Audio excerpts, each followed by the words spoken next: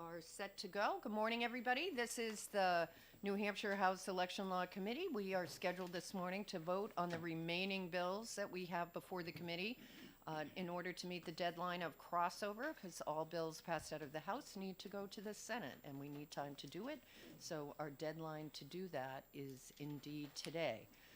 So before we begin voting on bills, I'm going to ask that you all join me in a pledge of allegiance.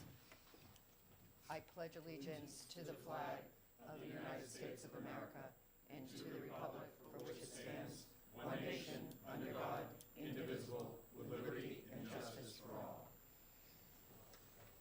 Thank you. We have a number of bills. We will not be taking them up in order, and I apologize to the committee, so we're going to have to break. It's just that my organization, for some reason, did not follow the notice, and with everything we have going on, I need to sort of keep track of what's going on. So I'm giving everybody time to get, so the first, let's just go through the first three bills we're going to take up are CACR 15, 1064, and 1163. In general, I'm going in sequential order. That was to try and keep track of everything that was going on. You should have in front of you amendments that you should have all seen electronically by now. The majority of them you should have received over the weekend.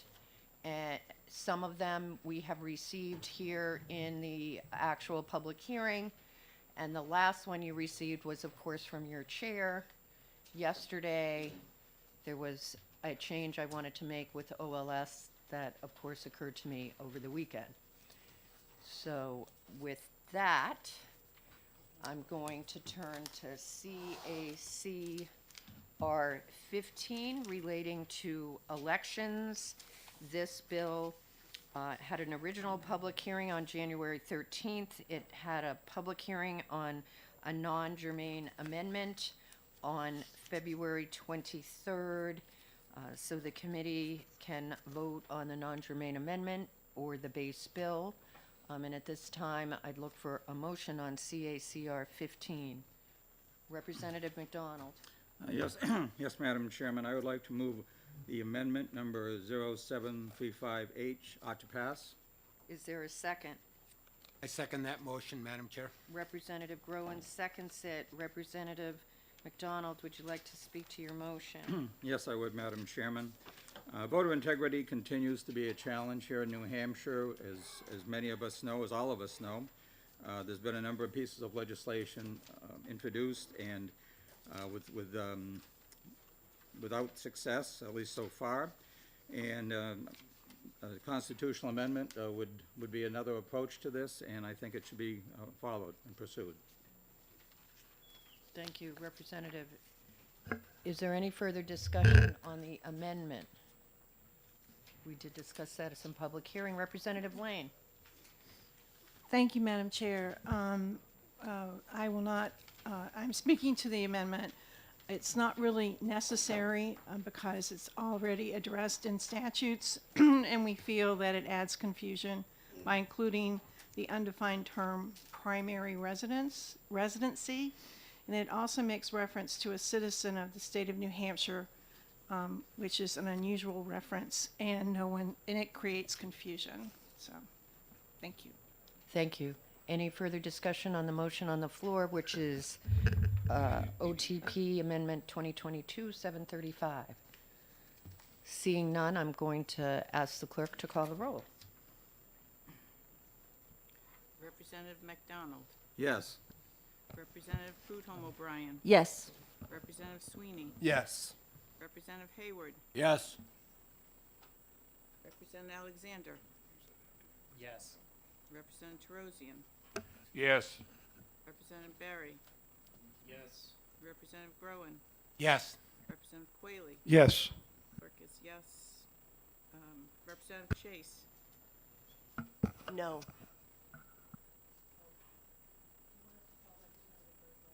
Please. Sorry. That's all right. No, we called you. That was right. All right. Okay. Sorry.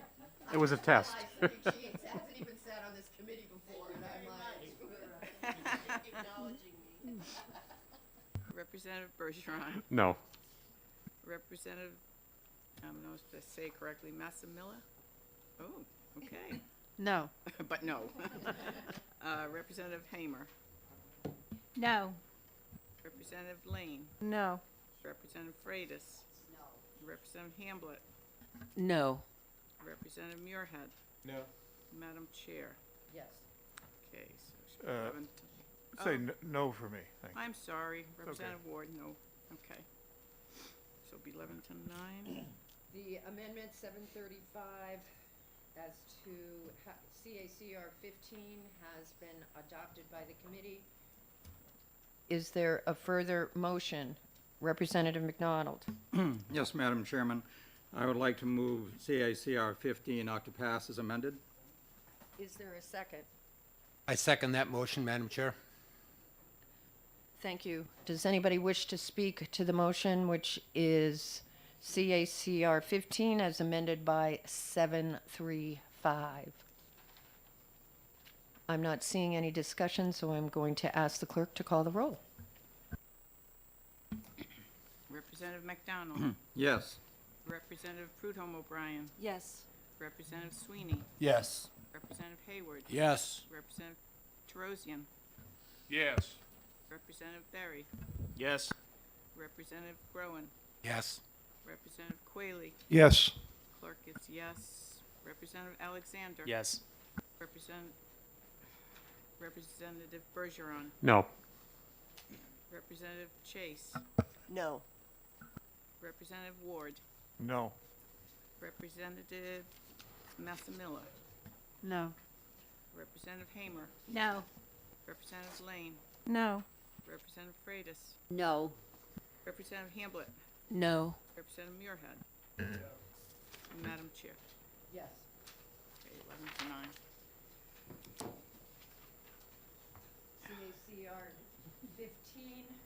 CACR 15 will be reported by the committee as ought to pass as amended. I apologize for the scheduling. Reports will be due today.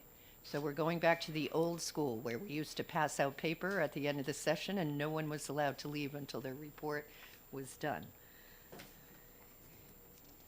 The next bill to be considered by the committee is 1064.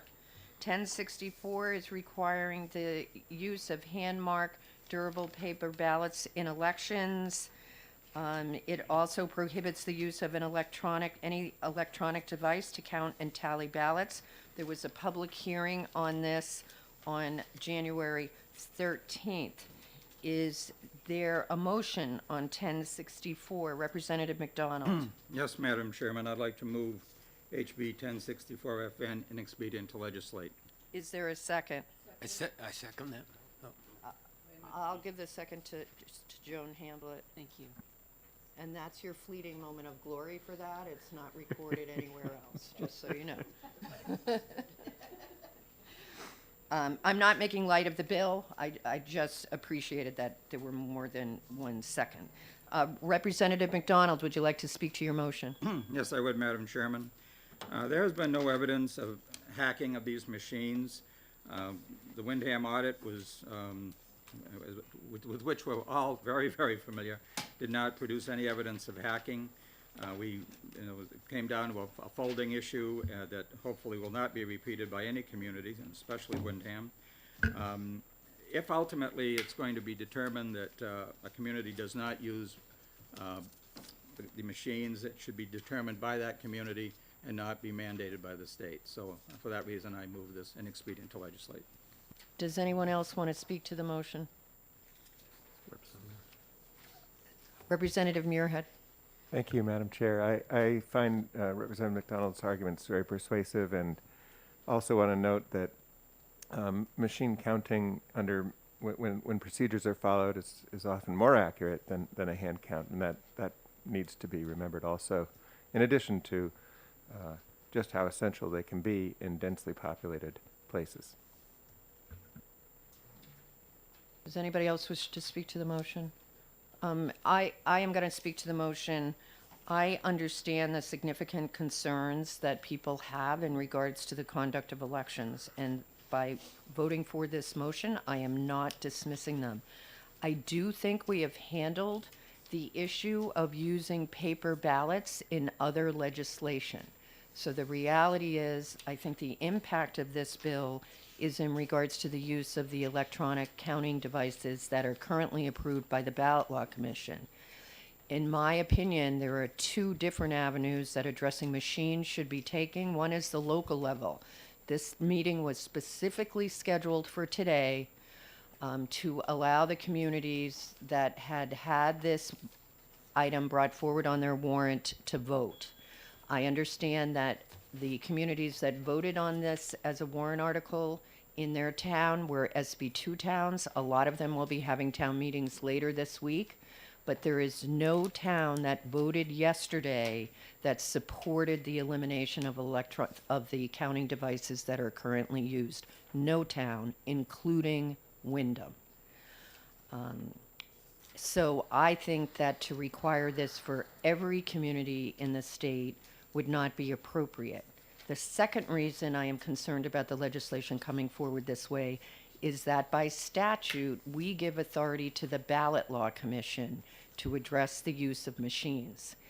And if there is an issue with the machines, I think the appropriate way to address it is through the Ballot Law Commission in regards to the examination and approval of any machines used. I know my community did not vote to get rid of the counting devices. I will say that the warrant article as presented was changed at the deliberative session, but the warrant article as presented I thought was still clear as to what it was asking. So I am not being dismissive of people's concerns when I vote for this, but I am being cognizant of the issue that our municipalities have the power to legislate this themselves, and that the Ballot Law Commission has been tasked by statute to address the issue for the state. Thank you. Is there any further discussion? Representative Groen.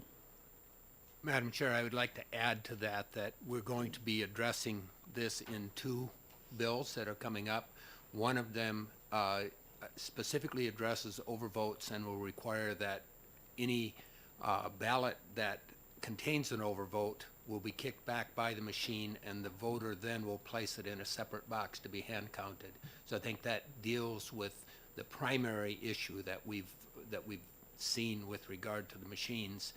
And then a second bill we're going to be looking at requires that on any recount that is done on a lower ballot race in a statewide election will also include a recount of one of the top of ballot races. And I think that again just adds some more some checks, some safety checks and balances that I think will deal with the issues at hand. Although Representative Groen, you're not presuming what the outcome of any vote might be in this committee, are you? Probably. Is there any further discussion on the motion, which is ITL 1064? Seeing none, I'm going to ask the clerk to call the roll. Representative McDonald, Yes. Representative Prudhomme O'Brien, Yes. Representative Sweeney, Yes. Representative Hayward, Yes. Representative Alexander, Yes. Representative Terosian, Yes.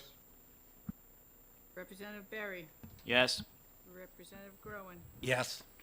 Representative Quayle, Yes. clerk is yes. Representative Bergeron, Yes.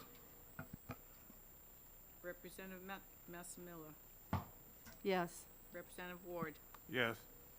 Representative Chase, Yes. Representative Hamer, Yes. Representative Lane, Yes. Representative Freitas, Yes. Representative Hamblett, Yes. Representative Muirhead. Yes. Madam Chair, Yes. 20-0. The vote carries 20-0.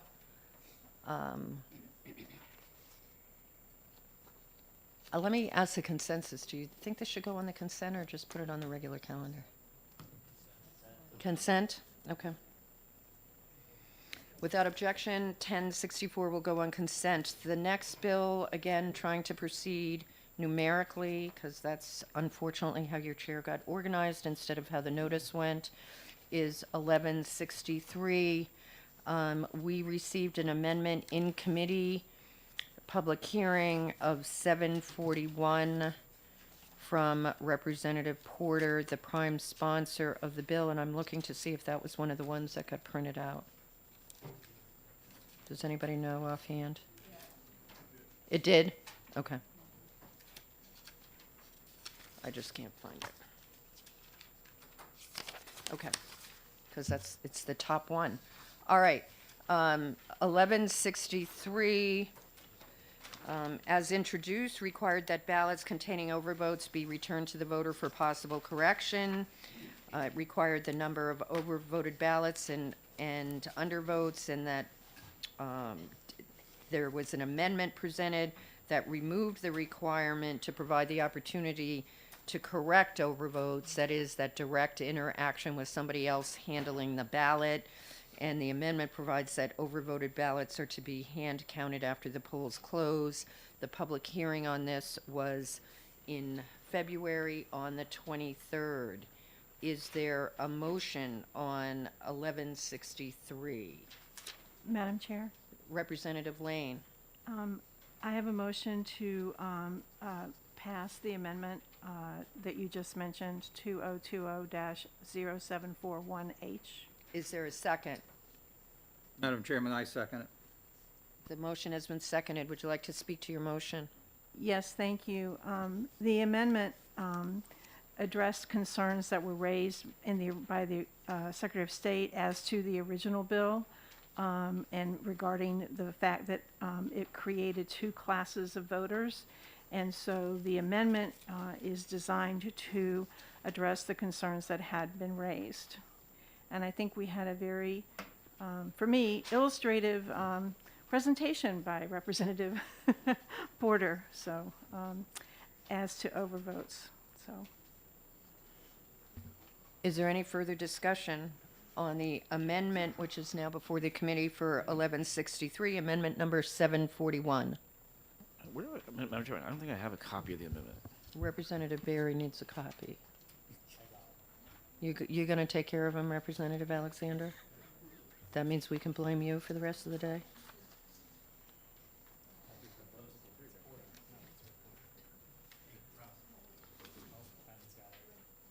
It was the next one on my pile, actually.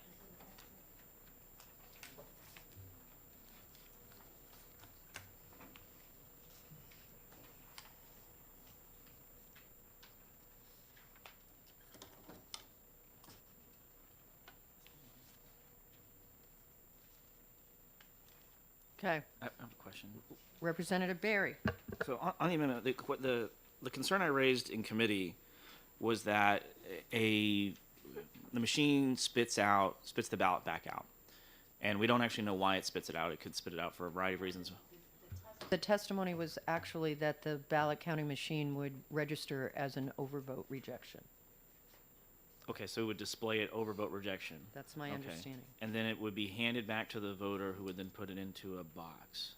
There should be no reason for the person at the box to even handle the ballot. When they get kicked back out, as a matter of fact, I was behind somebody yesterday, it comes right back to you in front of the box. Okay, So so there should be no reason for anybody else to handle it. so the voter would take that and then put it in the other box. Right. And it still doesn't address my concern of this voter is going to be upset that they're going to be like, why is my ballot getting put into another box? And you're like, well, your voter. They're going to say, well, can I fix it? And what are we going to tell them? A voter always has the opportunity to fix a ballot. You can have up to 3 spoiled ballots at any election. And everybody working the polls should know that. So how does this not create two different classes of voters still?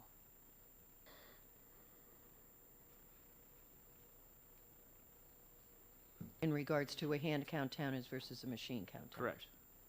That's the question. It's my number 1 and 2 issues from the beginning is two classes of voters. I've always opposed that in every form. And the second one is you're creating there's no, it goes back to the ballot. So you've either created a second class of voter, or you're creating a conflict between the voter and whoever is the person standing there. Saying you have to put your ballot, you know, if I'm that voter, right, reasonably, and my ballot comes back and it's overvoted, I'm fixing it, right, which is fine. No problem, like, that's fine. But once again, we have the two classes of voters problems here, right, because people in hand count town don't get that luxury. So I'm just wondering how is this addressing that concern? Because it doesn't seem to be addressing that. That's why with the Secretary of State's office I asked, can we bring the diverters back? Because I don't have a problem with the overvotes being hand counted. It's fine. That's the same class of voter. But we're now creating one voter in a machine count town gets the opportunity to fix their ballot, and a voter in a hand count town does not. That's two classes of voters. I've never supported that in any form. I've done that for college students, for everything. I've said there's one voter. There's a New Hampshire voter, and we have to try to treat them all as equally as possible. So can somebody answer that? Like, how does this fix that? Representative Bergeron. Thank you, Madam Chair. I would note that the AccuVote tabulators can reject a ballot for multiple reasons. It's not just the overvote situation. If, for example, there's coding that distinguishes Award 1 ballot from Award 2 ballot, and if everything on it is exactly the same, it doesn't matter. If you try and put Award 1 ballot in Award 2 machine, it's going to get kicked out. If there's been a cutting error and the barcoding around the ballot wasn't cut properly, it will get kicked out. If there was baby drool on the ballot and it got a little soggy, it's going to get kicked out or jam the machine. My point is that as long as the election official isn't specifying why the ballot is being kicked out, and in most cases they won't be able to, it's just an automatic procedure for the person to put it in the side slot or the auxiliary compartment, whatever you want to call it, so that it can be hand counted at the end of the night. Now, if the voter himself or herself were to say, can I look at my ballot, then that's certainly a right that any voter has. So I feel that voters are being treated the same under the scenario that has been created with the amendment in the original bill. I think it's a good situation. Follow up. So that sounds fine with me, what you just described, if we're not saying, if the person standing there saying, oh, your ballot was kicked out for X, Y, or Z. If the person standing there just says, the machine didn't want to read your ballot on the first pass, you can try to put it in, or you can put it in over there, I'm fine with that. But what I don't like is somebody saying, well, you know, let me look at this and figure out why it's kicking it out, right? That I don't like. So if it's just if the intent of the legislator here, and I can get behind the intent, if the intent is just saying, hey, the machine didn't read this for whatever reason, one of which could be an overwrote, if the machine can't read baby drool, whatever, we're going to put it over here, that's fine, because I don't think that'll create a conflict between the voter and that poll worker, let's call it volunteer, right? If that's what we're doing, if it's, as the chairman suggests, it's going to flash on the screen overvote, and we're going to hand the ballot back, well, that is two classes. So what are we doing? Let me ask, I thought we talked about overvote on the machine, but is that only if it accepted the ballot and didn't reject it? Yes. And I think Mary Tillman. The memory cards currently are programmed to accept overvoted ballots. Yeah. And so even if there's an overvote, the machine will accept it, and it just won't count for that race. But they can be programmed to kick it out if there's an overvote. And I can't say it with 100% certainty, but 99% certainty doesn't necessarily have to display overvote. It can just say rejected. So I don't know if that answers your question, but part of it is to do with the programming on whether it's going to get kicked out or not. I'm totally fine with it getting kicked out. It's that creating that second class of voter that I don't like. If they're just if the machine just rejects it for whatever reason, right? Let's not even say it's an overvote. It's just a rejected ballot, right? It's for whatever reason it's bouncing back, one of which we are now including as an overvote, and we're just taking that ballot and putting it into a hand count box. I'm totally cool. Not a problem. All in for that. It's if the machine is going to be programmed to say this is an overvote, then we're going to create that conflict, right? Or we're going to create two classes of voters, neither of which I like.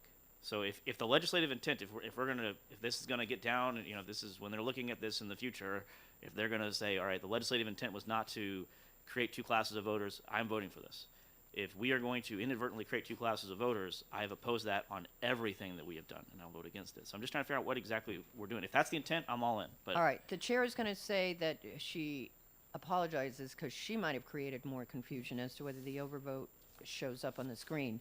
But it's my understanding that the Secretary of State's office has been very consistent in their opposition to this bill in the past because it does create two classes of voters and deals with the privacy of the voter, and that they were not opposed to this amendment because they felt it was sufficiently addressed.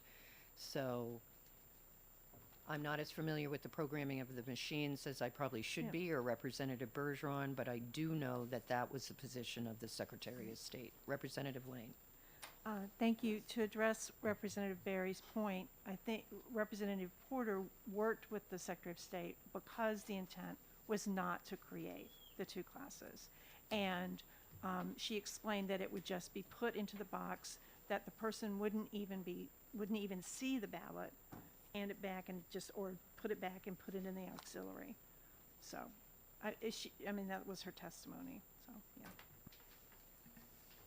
Any further discussion on the amendment on the floor, which is 741? Representative Prudhomme O'Brien. Yeah, I share some of these same concerns, but I also see what Rep. Porter was trying to do, and I commend that. But I'm looking at the amendment here, and it says the auxiliary, it shall be placed in the auxiliary compartment by the moderator or his or her appointee to be counted after the polls close.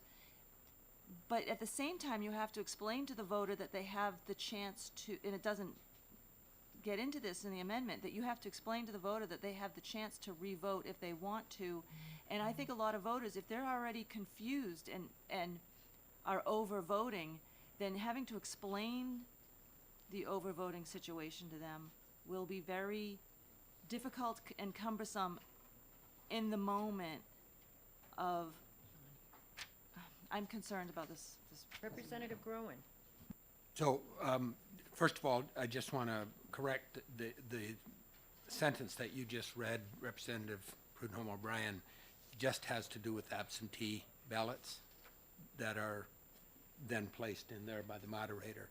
The previous sentence says the voter shall be instructed to place the ballot in an auxiliary compartment to be hand counted. So the voter is handling the ballot. I agree with Representative Berry that the intent, and I'm hearing this from everyone, that the intent of this is that we're not creating two classes of voters, and I think that the voter should simply be told the machine is not reading your vote correctly and it's being placed in a box, in the auxiliary box to be hand counted. Anything more than that is just going to create confusion, because I have to admit, Madam Chair, that I did not know what overvoted ballots were. I thought I did, but I didn't fully understand overvoted ballots until I served on this committee. And I would dare say that 90 or 95% of the voters in the state don't know what that means. And if we tried to explain that to them on election day, we would be opening a can of worms. Further discussion, Representative Bergeron. Okay, I would just, hopefully this will certainly be my last comment. The Secretary of State publishes about a 300-page election procedures manual every 2 years, which outlines good practices, best practices, policies, procedures to put into effect the intent of law.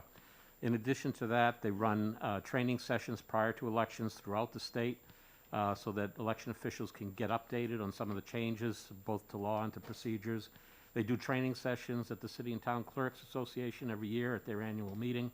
I have full confidence that the Secretary of State will put into effect whatever needs to be done to ensure that the intent of this legislation, the intent of this committee, and the understanding that the Secretary of State's office has with the bill's sponsor to make sure that there aren't these two tiers, double standard approaches to counting ballots. So I have full confidence in the Secretary of State in this matter.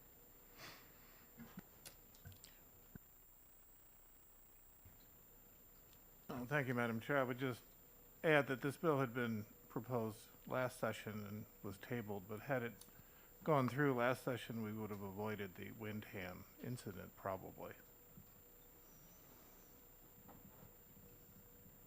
Any further discussion on the bill? The amendment is before the committee. Representative Chase. Thank you, Madam Chair. And being new here and wanting to understand, if this happened and say I put my ballot in, it spit back out, would I have the option of taking the ballot and doing a second? Because you said you get up to 3 chances, or would it just go right into, put it over into the other box as stated in the amendment? Representative Lane. The way it was described to us during the hearing is that it would just be handed back to the voter and said, please put it in the auxiliary box.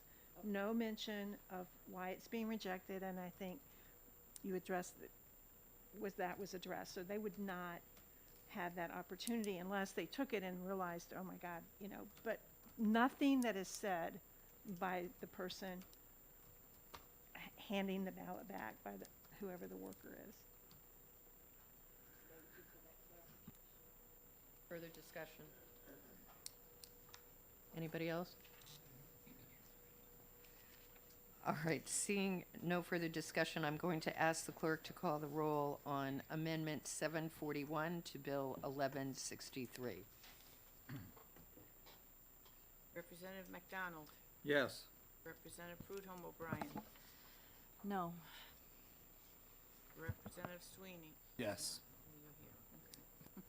Representative Hayward, Yes. Representative Alexander, Yes.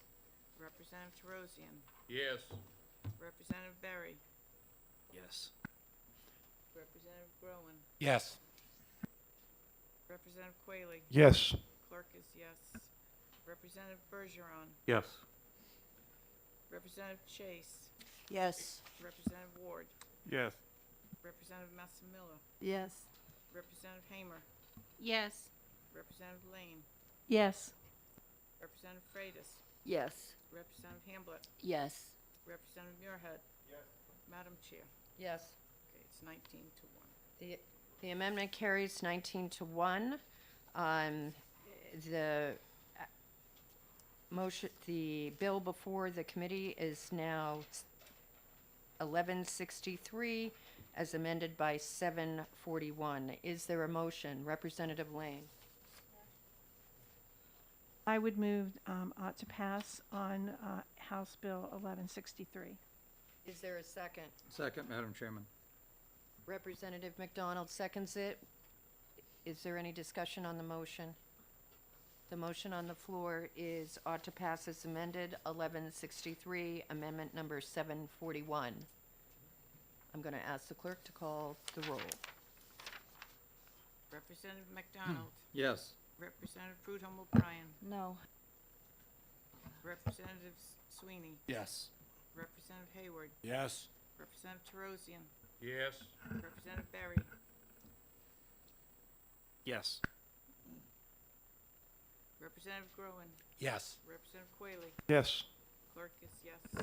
Representative Alexander, Yes. sorry, Representative Bergeron, Yes. Representative Massimilla, Yes. Representative Hamer, Yes. Representative Ward, Yes. Representative Chase, Yes. Representative Lane, Yes. Representative Freitas, Yes. Representative Hamblett, Yes. Representative Muirhead. Madam Chair, Yes. so 19-0. 1163 will be reported to the House as ought to pass as amended. The vote was 19 to 1. Without objection, I'm putting it on the consent calendar. The next bill to be considered is 1203. 1203 is relative to the domicile residency, voter registration, and investigation of voter verification letters, and the term resident, inhabitant, and residency. This had a public hearing on February 10th. You have an amendment in regards to 1203, which was a probably our lengthiest bill of the session. And the amendment number is 962H. Is there a motion on 1203? Representative Groen. Yes, Madam Chair, I move to pass on the amendment for House Bill 1203. Is there a second? I'll second it. Would you like to speak to your motion? Yes, I would, Madam Chair. The primary function of this bill is to modify the language in the law that deals with SB 3 that was passed in 2017 and that the Supreme Court subsequently ruled unconstitutional. And it also restores language that existed in the RSA prior to SB 3. What this amendment does is retains some of the language of SB 3 that the court did not address and apparently did not see as problematic.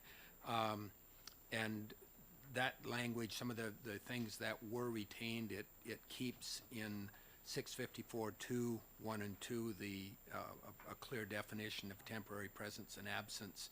It retains language that requires the supervisor of the checklist to follow up on persons who have utilized the voter affidavit to register to vote using available public records, and then to refer the registrant's information to the Secretary of State if further investigation is warranted.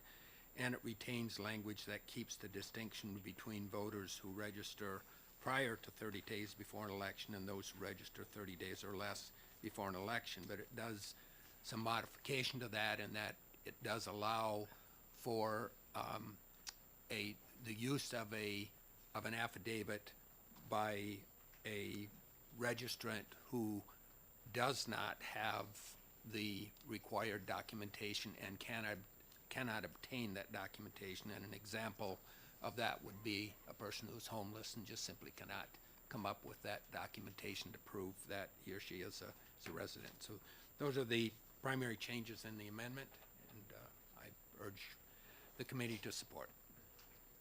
Discussion on the amendment 962, which is on the floor. Representative Bergeron. Thank you, Madam Chair.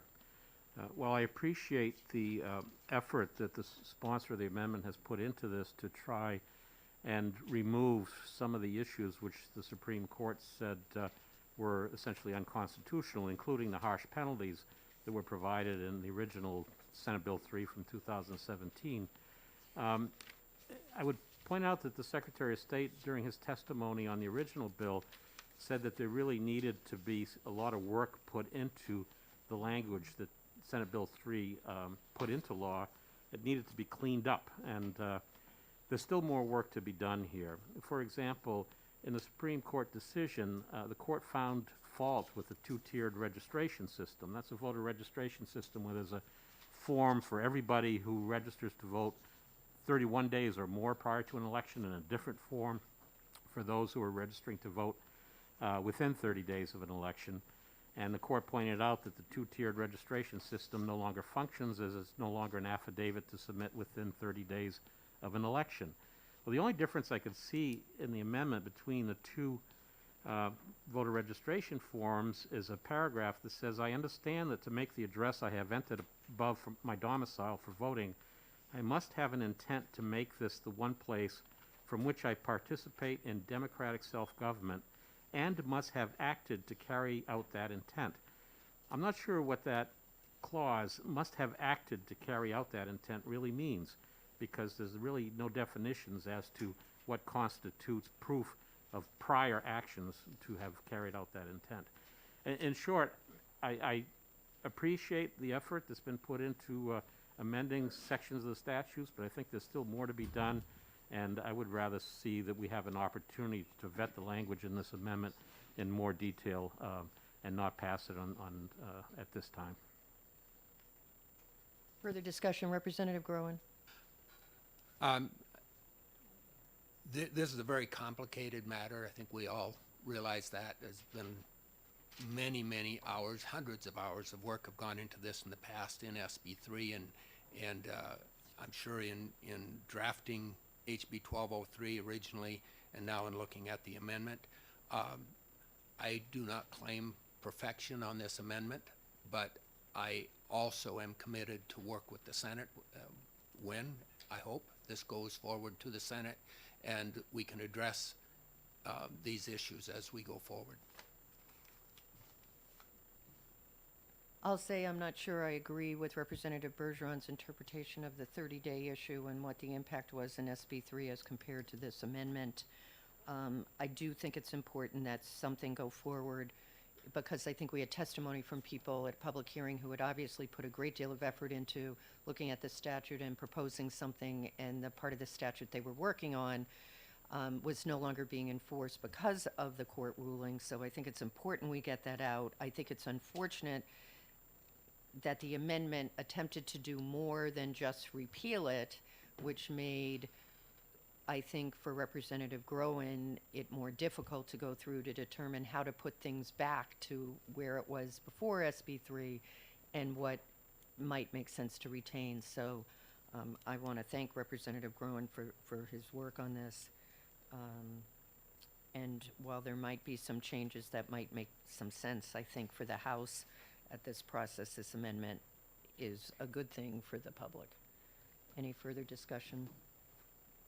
Seeing none, I'm going to ask the clerk to call for a vote. The bill on the floor is 1203, and the amendment number is 962. Representative McDonald. Yes. Representative Prudhomme O'Brien. Yes. Representative Sweeney. Yes. Representative Hayward. Yes. Representative Alexander. Yes. Representative Terosian. Yes. Representative Barry. Yes. Representative Groen. Yes. Representative Quayle. Yes. Clerk is yes. Representative Bergeron. No. Representative Chase. No. Representative Ward. No. Representative Massimilla. No. Representative Hamer. No. Representative Lane. No. Representative Freitas. No. Representative Hamblett. No. Representative Muirhead. Madam Chair. Yes. 11 to 9. The amendment passes 11 to 9. On the floor now before the committee is the bill as amended. Is there a motion? Representative Groen. Yes, Madam Chair, I move ought to pass on HB 1203 as amended. I'll second it. Is there any further discussion? Seeing none, I'm going to ask the clerk to call the roll if she's finished with the other roll call sheet. Thank you. Go ahead. Representative McDonald. Yes. Representative Prudhomme O'Brien. Yes. Representative Sweeney. Yes. Representative Hayward. Yes. Representative Terosian. Yes. Representative Barry. Yes. Representative Groen. Yes. Representative Quayle. Yes. Clerk is yes. Representative Alexander. Yes. Representative Bergeron. No. Representative Chase. No. Representative Ward. No. Representative Massimilla. No. Representative Hamer. No. Representative Lane. No. Representative Freitas. No. Representative Hamblett. No. Representative Muirhead. Madam Chair. Yes. 11 to 9. 1203 will go to the House floor recommended as ought to pass as amended. The next bill to be considered this morning is 1247. That is relative to folded ballots. This requires that any political subdivision that uses electronic ballot counting machines, if it has been folded, is to be hand counted after the close of polls. This item went to public hearing on the 13th. Is there a motion? Representative Terosian. Thank you, Madam Chair. Madam Chair, I make a motion of auto pass for House Bill 1247. Is there a second? I second that. Would you like to speak to your motion, Representative Terosian? Yes, thank you, Madam Chair. So we've heard a lot this year about problems with folded ballots and the possibility of them not being counted. I know that we like to talk about Wyndham, so I'll bring it up again, that in in their case, it ended up being that they didn't fold the ballot correctly.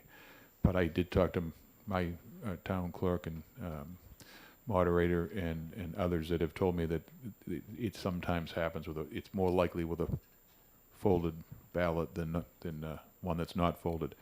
So in light of that, I think this legislation is a common sense way to have another way to ensure that everybody's vote counts.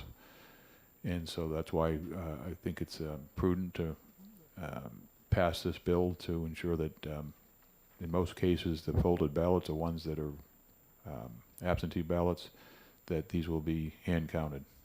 Thank you, Madam Chair. Further discussion on the motion? Representative Hamer. Thank you for taking my question here. The bill requires that any ballot that's been folded to be held hand counting after the polls close. This bill is inviting problems. I'll be voting against this bill. Holding marked ballots which are folded is just another way for ballots to get overlooked or misplaced at the end of the evening. Hand counting done by already overworked election workers after the polls close will add 4 to 5 hours to their 14-hour day. And to expect to get an accurate outcome, this seems to undermine the very argument of election integrity. For these reasons, I'll be voting against this bill. Thank you. Representative Bergeron. Thank you. I would just like to add to the representative's comments to try and get the committee understand the scale that we're talking about. In the November 2020 election, there were 260,000 absentee ballots cast, and under this law, all of those would have to be hand counted. There were 554,000 regular election day ballots cast. So this means that theoretically about a third of all ballots would have to be hand counted. I think that's just a scale that's very difficult for our election officials to have to absorb and be responsible for. So I'll be voting against the amendment and the bill. Representative Terosian. Thank you, Madam Chair. 2020 was a very extraordinary year, and the number of absentee ballots was off the charts. I'll use my town election yesterday. We had out of about 5,000, well, there's 5,000 registered voters. We had just under 2,000 votes cast, and there was a little under 200 absentee ballots. And so in most cases, in the percentage of absentee ballots is a relatively small number, and those ballots are already handled when they come in by the nature of the fact they're mailed back in, that they're being handled.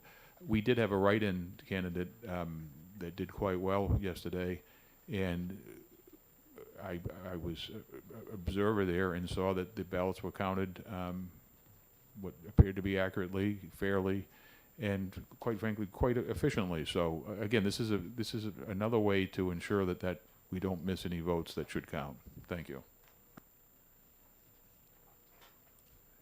Representative Prudhomme O'Brien. Thank you. I should talk about this since in my community yesterday, the moderator chose to hand count all the absentee ballots on her own, even though she was not required to do so. She did it because she felt it would be a good idea in light of what happened in Windham. I saw that it increased the time by about 2 to 2.5 hours to get the results, and that was not a plus, needless to say, as a candidate waiting for results for myself.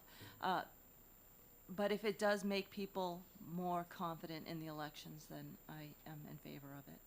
And we can work up to it when we see how many absentee ballots are coming. We can work up to it as communities and increase efforts to count those ballots. Any further discussion? Representative Hamer. That's towns. This is city. Manchester's a city, and we have over 4 to 5 hours extra work for our already overworked volunteers if we do this hand counting. That is, if we put the ballots aside and they don't get lost or misplaced, I'm against this. Thank you. Representative McDonald? Yes, Madam Chairman, wouldn't it be a local option in terms of them being able to do this? I think as Representative Prudhomme O'Brien indicated, it is always up to the moderator as to how to count the ballots, even if a town is using electronic ballot counting machines.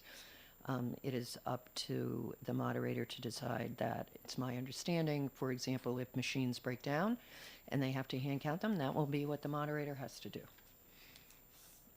Any further discussion on this? Representative Sweeney? This is going to be a rare moment for me. I will be voting no on this legislation. I totally understand the intent and the drive behind it. I think other legislation that we have worked on and have dealt with already this session deals with the Wyndham issue that we saw with the folded ballots that were caused there, the issue with the folds there.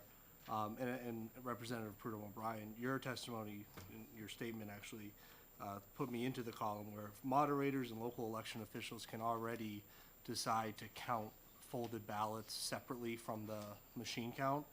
I say we leave it up to those local officials and not get in their way of doing their job. So I'll be voting no on this motion. Thank you. Representative Terosian? Thank you, Madam Chair. That's, sure, they can make that decision, but I'll use Wyndham again. They didn't know what the problem was. So if those votes are never counted and there's not an anomaly that's detected, they won't be counted. And they wouldn't have been counted if we hadn't had a audit into that. So that, again, it reinforces my reason for making the motion I did. Any further discussion on this? Seeing none, I'm going to ask the clerk to call the roll. Representative McDonald? Yes. Representative Prudhomme O'Brien? Yes. Representative Sweeney? No. Representative Hayward? Yes. Representative Alexander? No. Representative Terosian? Yes. Representative Berry? Yes. Representative Groen? Yes. Representative Quayle? Yes. Clerk is yes. Representative Bergeron? No. Representative Chase? No. Representative Ward? No. Representative Massimilla? No. Representative Hamer? No. Representative Lane? No. Representative Freitas? No. Representative Hamblett? No. Representative Muirhead? Madam Chair.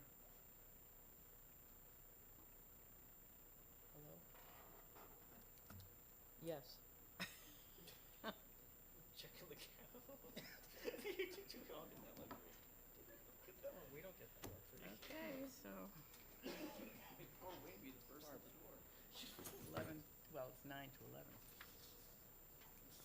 11. The OTP motion vote was 9 to 11, so the OTP motion fails. Is there another motion? Representative Bergeron? Thank you, Madam Chair. I would move to find the bill inexpedient to legislate. Is there a second? Seconded by Representative Ward. Is there further discussion on the motion? Seeing none, I'm going to ask the clerk to call the roll. Oops, sorry. That was the amendment. And the names are all different. Here we go again. Representative McDonald? No. Representative Prudhomme O'Brien? No. Representative Sweeney? Yes. Representative Hayward? No. Representative Terosian? No. Representative Berry? Yes. Representative Groen? No. Representative Quayle? No. Clerk is no. Representative Alexander? Yes. Representative Bergeron? Yes. Sorry. Representative Chase? Yes. Representative Ward? Yes. Representative Massimilla? Yes. Representative Hamer? Yes. Representative Lane? Yes. Representative Freitas? Yes. Representative Hamblett? Yes. Representative Muirhead? Madam Chair. Yes. Okay, so we got 13 to 7, is that right? 6, 7. 7. The bill will go to the floor, recommended as ITL, the vote being 13 to 7. The next bill to be considered this morning is 1383.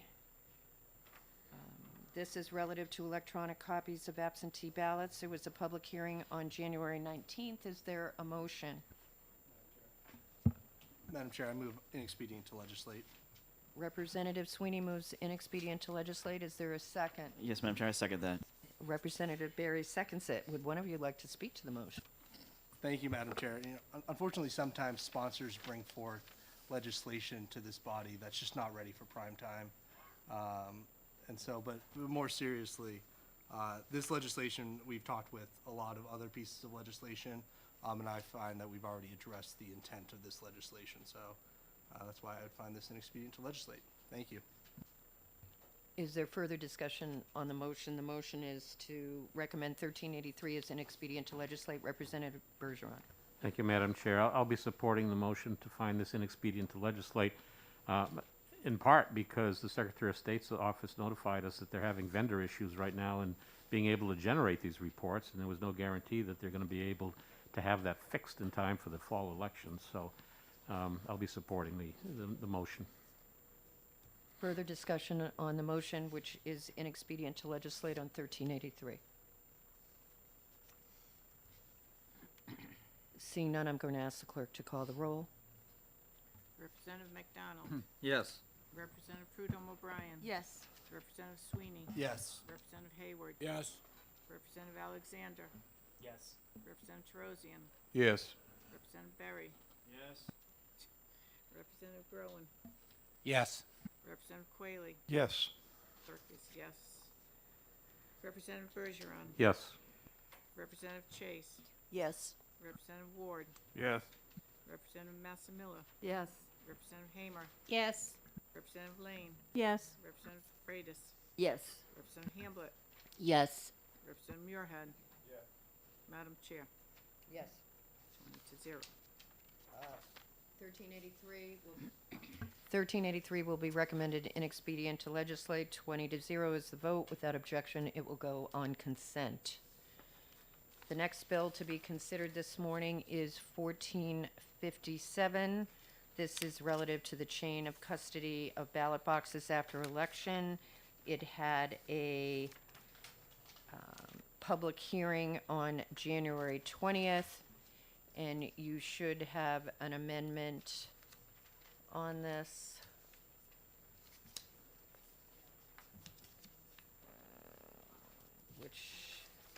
Amendment 967, which I am having a hard time putting, okay, got it. All right, so there's an amendment for consideration 967. Is there a motion on that amendment? Representative Terosian. Yes, Madam Chair. I make a motion of OTP on House Bill 1457 with an amendment. Is there a second? Second, Madam Chairman. Representative McDonald seconds it. Representative Terosian, did you want to speak to it? Yes, Madam Chair. Can I speak the amendment now or the? Yes, amendment. So the bill is written, has some, problems, as anybody that read the bill probably sees. The amendment fixes those problems, and rather than have the ballots transported to the Secretary of State's office and basically stored indefinitely, this bill simply changes that to the containers, and I'm going to read it. Containers containing ballots and absentee balloting materials that have been sealed after an election according to instructions provided by the Secretary of State shall be stored in a location under the direction of the clerk. A log shall be maintained by the clerk specifying the location, the containers of that location. Once stored, the containers shall be accessible only to individuals working under the direction of the town clerk as required for recounts or as necessary for the Secretary of State to verify the container storage. When the containers are removed to allow for destruction of ballots in accordance with RSA 33-A:3A, the destruction of the ballots and absentee ballot material shall be a final entry in the log, and that's what it does. Discussion on the amendment. Representative Bergeron. Thank you, Madam Chair. Just for the record, I believe the amendment we're talking about is number 0967H, because I don't think that number was cited yet. I apologize, thank you. That's all right. And if I may, I'm going to support the amendment. Actually, I think it's a very good one. I am a certified archivist. I've had considerable training in records management. And what this amendment does basically is require that the clerks maintain a records disposition log. And good records management procedures say if you're destroying records, you should make a note or log when it was destroyed and what was destroyed. So if at any time someone wants to pull a record, you're not looking for something that probably doesn't exist anymore because it's been disposed of. So this creates the record that the good records management practices would normally require anyway. And I think it's very simple to comply with. So I think it's a good amendment, and I think it helps put a little more integrity into the whole process. Is there any further discussion on the amendment? The amendment number, thank you, Representative Bergeron, is 967 to HB 1457. Seeing none, I'm going to ask the clerk to call the roll. Representative McDonald. Yes. Representative Prudhomme O'Brien. Yes. Representative Sweeney. Yes. Representative Hayward. Yes. Representative Alexander. Yes. Representative Terosian. Yes. Representative Berry. Yes. Representative Groen. Yes. Representative Quayle. Yes. Clerk is yes. Representative Bergeron. Yes. Representative Chase. Yes. Representative Ward. Yes. Representative Massimilla. Yes. Representative Hamer. Yes. Representative Lane. Yes. Representative Freitas. Yes. Representative Hamblett. Yes. Representative Muirhead. Madam Chair. Yes. 20-0. The amendment carries 20-0. HB 1457 is now amended. Is there a motion? Yes, Madam Chair. Make a motion to, an OTP, a motion for House Bill 1457 as amended. Is there a second? Second, Madam Chairman. It's been moved and seconded. The motion on the floor is 1457 OTPA. Is there any further discussion? Seeing none, I'm going to ask the clerk to call the roll. Representative McDonald. Yes. Representative McDonald said yes. Representative Prudhomme O'Brien. Yes. Representative Sweeney. Yes. Representative Hayward. Yes. Representative Terosian. Yes. Representative Berry. Yes. Representative Groen. Yes. Representative Quayle. Yes. Clerk is yes. Oh, I don't know why you're down there. Representative Alexander. Yes. Representative Bergeron. Yes. Representative Chase. Yes. Representative Ward. Yes. Representative Massimilla. Yes. Representative Hamer. Yes. Representative Lane. Yes. Representative Freitas. Yes. Representative Hamblett. Yes. Representative Muirhead. Madam Chair. Yes. 20-0. 1457 will be reported to the House by committee as ought to pass as amended. Without objection, it will go on the consent calendar. Our next bill this morning is 1467, requiring partial audits of additional offices on the ballots involved in a recount. It came to public hearing on February 2nd. The bill as proposed provides for ballots in a recount, a top office or a top of the ticket will be recounted as selected by the Secretary of State, and that a candidate could also pick an office. An amendment has been proposed, Amendment 957. Is there a motion on the amendment? Representative Groen. Yes, Madam Chair, I move ought to pass on Amendment 057. Is there a second? Madam Chair, I'll second that. Thank you. Representative Groen, would you like to speak to your motion? Yes, Madam Chair. This bill as proposed, 1467, is a simple, common sense bill that asks for recounts in the top of the ballot races each time there's a recount in one of the lower ballot races, typically the state rep races, which are the most commonly recounted. Typically, in an election, there are 15 to 20 state rep races that are recounted, And this bill requires that one or two of the upper ballot races be recounted with each time that a state rep race is recounted. One of the provisions of the original bill that was discussed in hearing and I found troublesome was allowing the candidate who was applying for the recount to select any other office involved to be recounted as well. And I felt, and I believe this was testified to in the hearing, that this would encourage candidates who probably were within the 1% allowance to be recounted, but otherwise wouldn't ask for a recount, just to ask for a recount to be able to ask for a recount in an upper race. So the amendment removes that provision.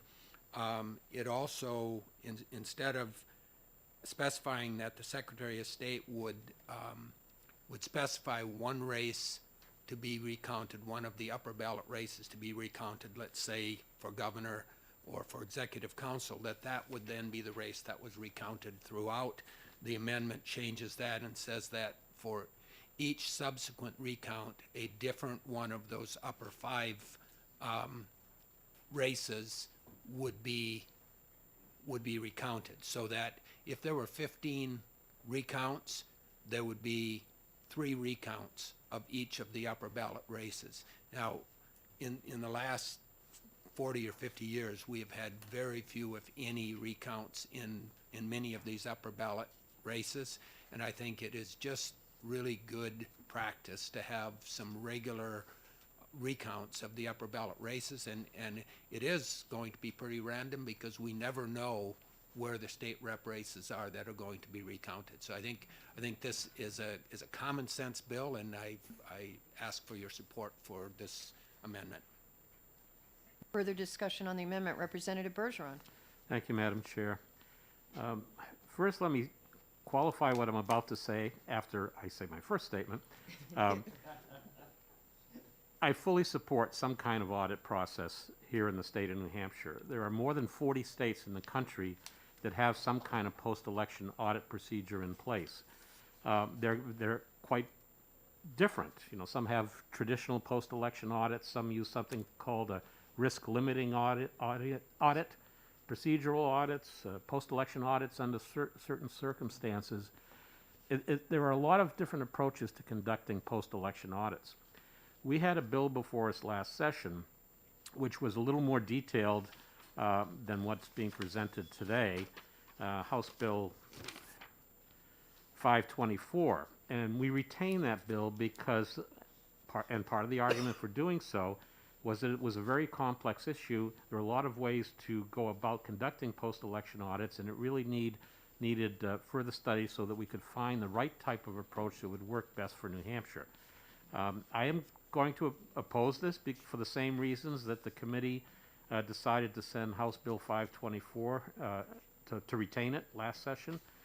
But I would hope that perhaps representatives from both parties might put our heads together prior to the next session and come up with a more comprehensive, detailed bill that will get New Hampshire a good post-election audit procedure that everybody, including the Secretary of State, can get behind. Representative Groen. Thank you, Madam Chair. This bill does not call for an audit. There's a distinct difference between an audit and a recount. This bill is very simple, and I neglected to say that the amendment also changes the description in line 5. Instead of saying audit of additional offices, it says recount of additional offices. And the intent is that this is a simple recount. It can be very simply done each time that there is a recount. Every single ballot is handled.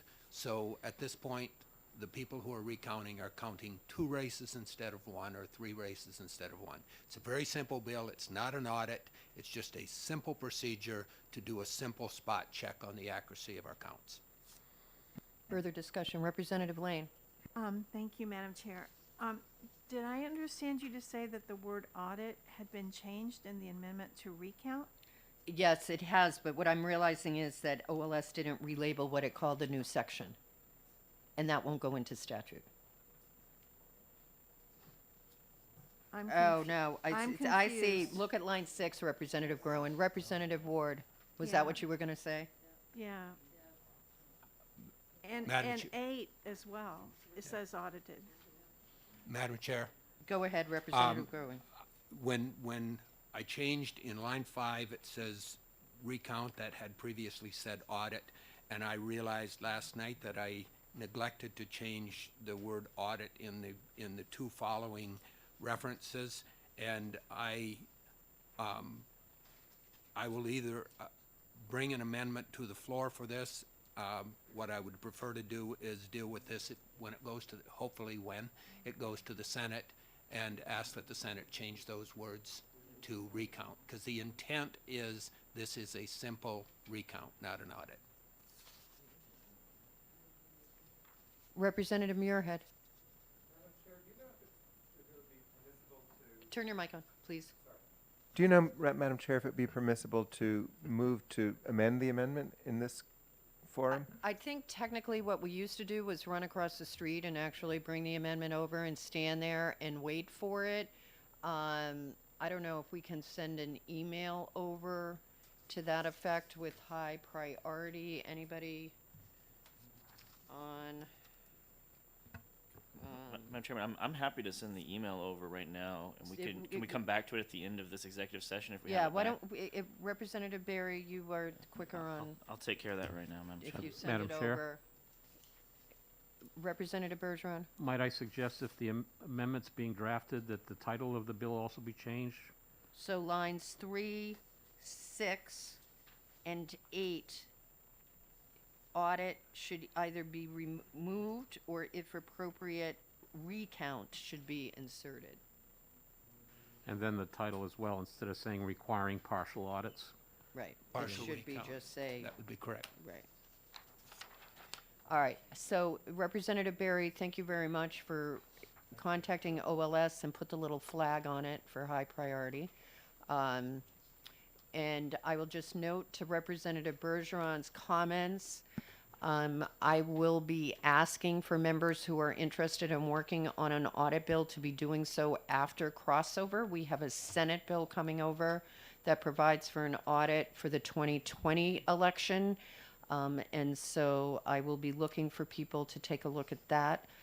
Just given the calendar and this subject, it was not something I could put on the plate for the first couple of months of session. And so I think that is going to have to, that I will be asking for people to address in a subcommittee when we get that bill. All right, so we're going to move on from 1467. Somebody make sure I don't forget it, please. And the next bill numerically to be considered this morning is 1470. This is requiring that all ballot counting devices show the number of overvotes for each race on the ballot. There was a public hearing on this on February 20th. Is there a motion? Representative Terosian. Madam Chair, I would like to make a motion to find House Bill 1470 FN inexpedient to legislate. Is there a second? Second? It's been moved and seconded by Representative Bergeron. Representative Terosian, would you like to speak to your motion? Thank you, Madam Chair. Initially, upon reading this bill, I thought it was a good idea, but after learning that overvotes don't register in the machine, although I think I heard something a little contradictory earlier today in this room, but for the most part, it accomplishes nothing if an overvote doesn't show up on the tape. There's nothing you really can do with this. So, hence the ITL motion. Further discussion on the motion? We learned there's a difference between overvotes and blanks. Representative McDonald? No. Oh, all right, I saw your mic on. If there's no further discussion, I'm going to ask the clerk to call the roll. Representative McDonald. Yes. Representative Prudhomme O'Brien. Yes. Representative Sweeney. Yes. Representative Hayward. Yes. Representative Alexander. Yes. Representative Terosian, Yes. Representative Barry, Yes. Representative Groen, Yes. Representative Quayle, Yes. clerk is yes. Representative Bergeron, Yes. Representative Chase, Yes. Representative Ward, Yes. Representative Massimilla, Yes. Representative Hamer, Yes. Representative Lane, Yes. Representative Freitas, Yes. Representative Hamblett, Yes. Representative Muirhead, Yes. Madam Chair, Yes. 20-0. The vote on HB 1470 is inexpedient to legislate, 20-0. Without objection, that will go on the consent calendar. The next bill to be considered this morning, continuing our numerical progression, is 1473, authorizing a forensic audit of the November 3rd, 2020 election results in Merrimack County for President, Governor, and United States Senate races. This had a public hearing on February 2nd. Is there a motion, Representative McDonald? Yes, Madam Chairman. I'd like to move this bill be sent to interim study. Is there a second? Yes, Madam Chair, I will second that. Representative Hayward seconds it. Representative McDonald, would you like to speak to your motion? Yes, I would, Madam Chairman.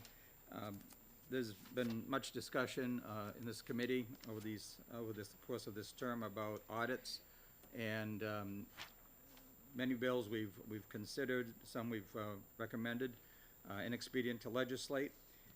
This one, I believe, has some potential. It's a much more limited in scope. For example, than the one we considered and we recommended ITL that would have required a statewide audit. This is a more focused and limited one, and I think it has potential, but I do think it requires more study before we pass it. Further discussion on the motion on the floor, which is interim study 1473. Representative Lane. Thank you, Madam Chair. We will be voting for interim, I will be voting for interim study, even though, We have no idea how any of these votes are coming out. We have no idea. We just want to make that I- clear again. And actually, there was a few moments here this morning where that statement really was true. Right. So there you go. yeah, sometimes I don't know, anyway. Yeah, that's right. But we do think the bill needs, good grief. I think the bill needs a lot of work, and I would be happy to work on that with either Representative McDonald or whomever. And I do note that I represent Merrimack County, and I have to say, I thought it was interesting that it was picked because there were no fraud or any issues brought up in any of the towns in Merrimack County, and I noted that none of the sponsors are from Merrimack County. So I guess I would like to understand why Merrimack County was picked when we go into interim study. Thank you. Further discussion on the bill. The motion on the floor is interim study on 1473. Seeing no further discussion, I'm going to ask the clerk to call a roll. Representative McDonald, Yes. Representative Prudhomme O'Brien, Yes. Representative Sweeney, Yes. Representative Hayward, Yes. Representative Terosian, Yes. Representative Barry, Yes. Representative Groen, Yes. Representative Quayle, Yes. clerk is yes.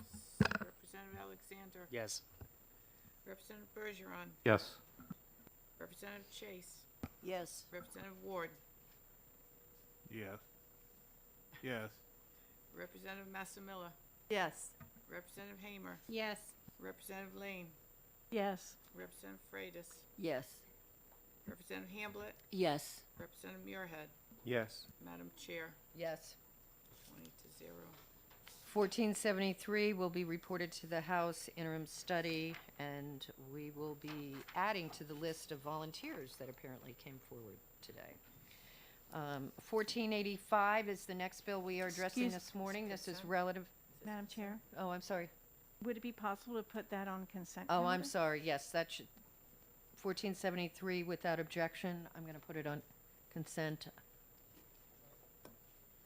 when interim study gets reported. 1483 is relative to direct recall elections. 85. 1485, sorry. This bill provides a procedure for a direct recall of any local elected official serving a 3-year term. We had a public hearing on this bill on January 20th. Is there a motion on this bill? Representative Barry. Yes, Madam Chairman, I would like to move 1485 as inexpedient to legislate, and I would like to speak to my motion. Is there a second? I'll second that, Madam Chair. Representative Bergeron seconds it. You recognize to speak to your motion, Representative Barry. You know, Madam Chairman, there's times in the legislative process where sometimes a sponsor brings forward a bill that's not ready for prime time and needs a lot of work, and I think this is one of those cases, and I think the sponsor was well-intended, but, you know, this is just not ready. So with that, I move to inexpedient legislate. Is there any further discussion on the motion? Seeing none, I'm going to ask the clerk to call the roll. Representative McDonald. Yes. Representative Prudhomme O'Brien. Yes. Representative Sweeney. Yes. Representative Hayward. Yes. Representative Alexander. Yes. Representative Terosian. Yes. Representative Barry. Yes. Representative Groen. Yes. Representative Quayle. Yes. Clerk is yes. Representative Bergeron. Yes. Representative Chase. Yes. Representative Ward. Yes. Representative Massimilla. Yes. Representative Hamer. Yes. Representative Lane. Yes. Representative Freitas. Yes. Representative Hamblett. Yes. Representative Muirhead. Yes. Madam Chair, Yes. 20 to 0. 14, Oh, sorry. Representative Muirhead, did you want to say something? I did just want to note, Madam Chair, if it would be okay, that I had actually prepared a 55-minute lecture in opposition to the previous bill. And I'm prepared to give it if anyone would like to listen.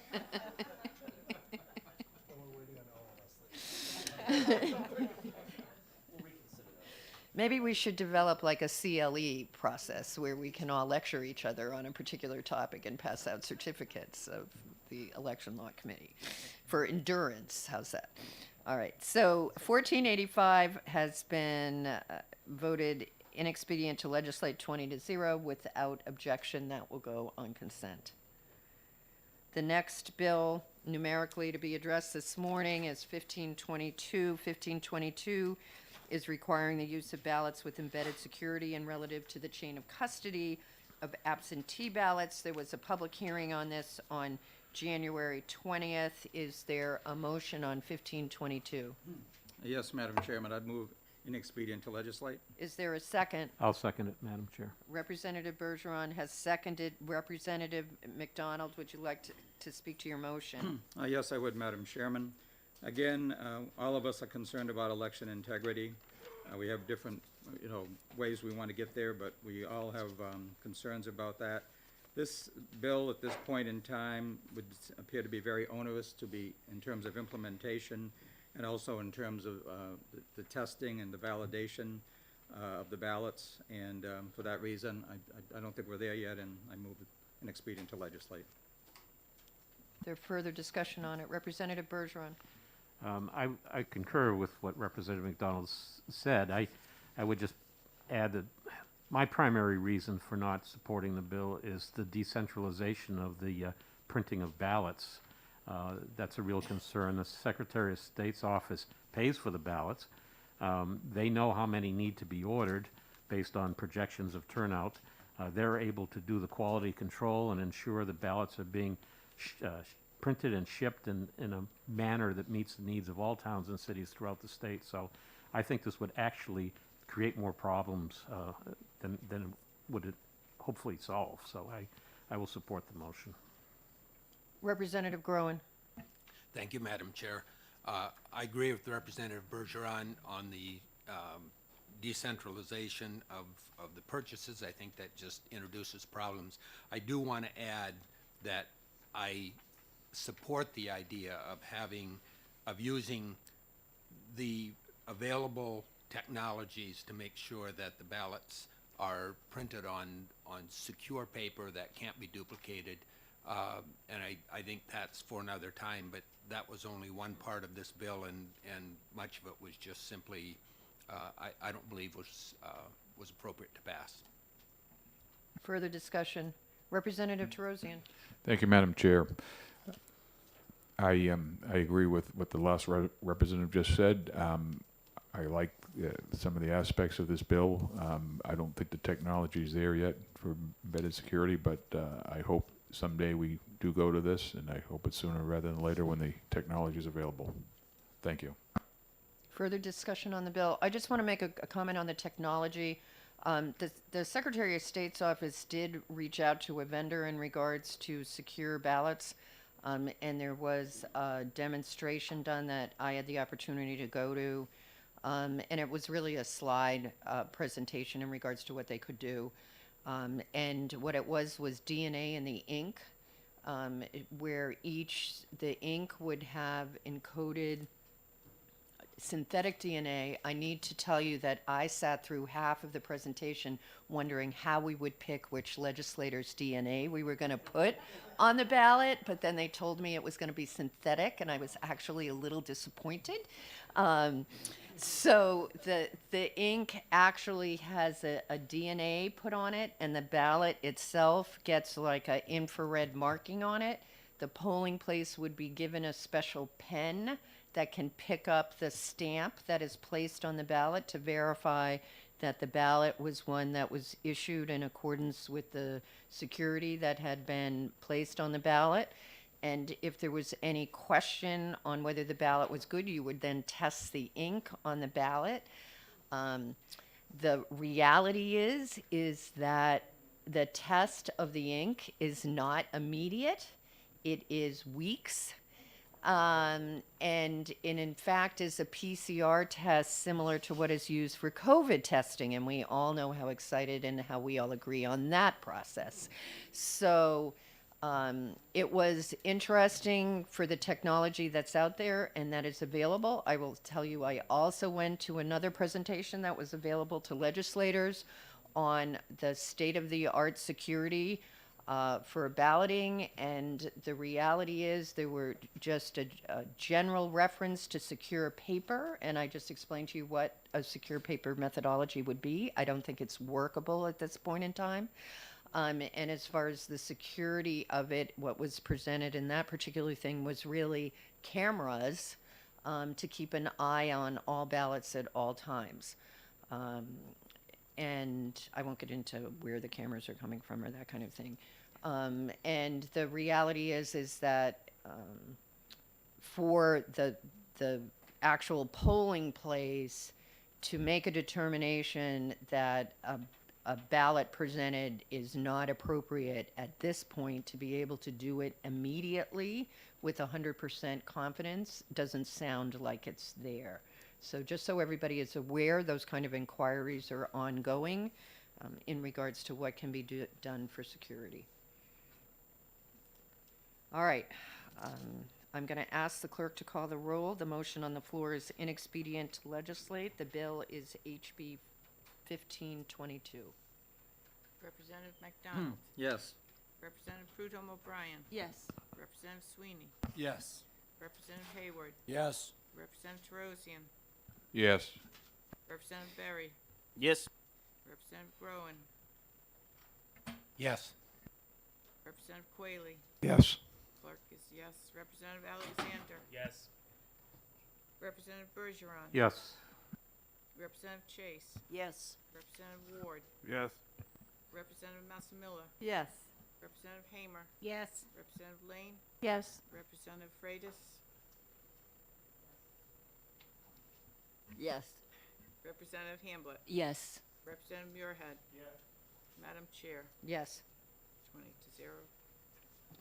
1522 will go to the House, recommended to be found inexpedient to legislate. Without objection, it will go on the consent calendar.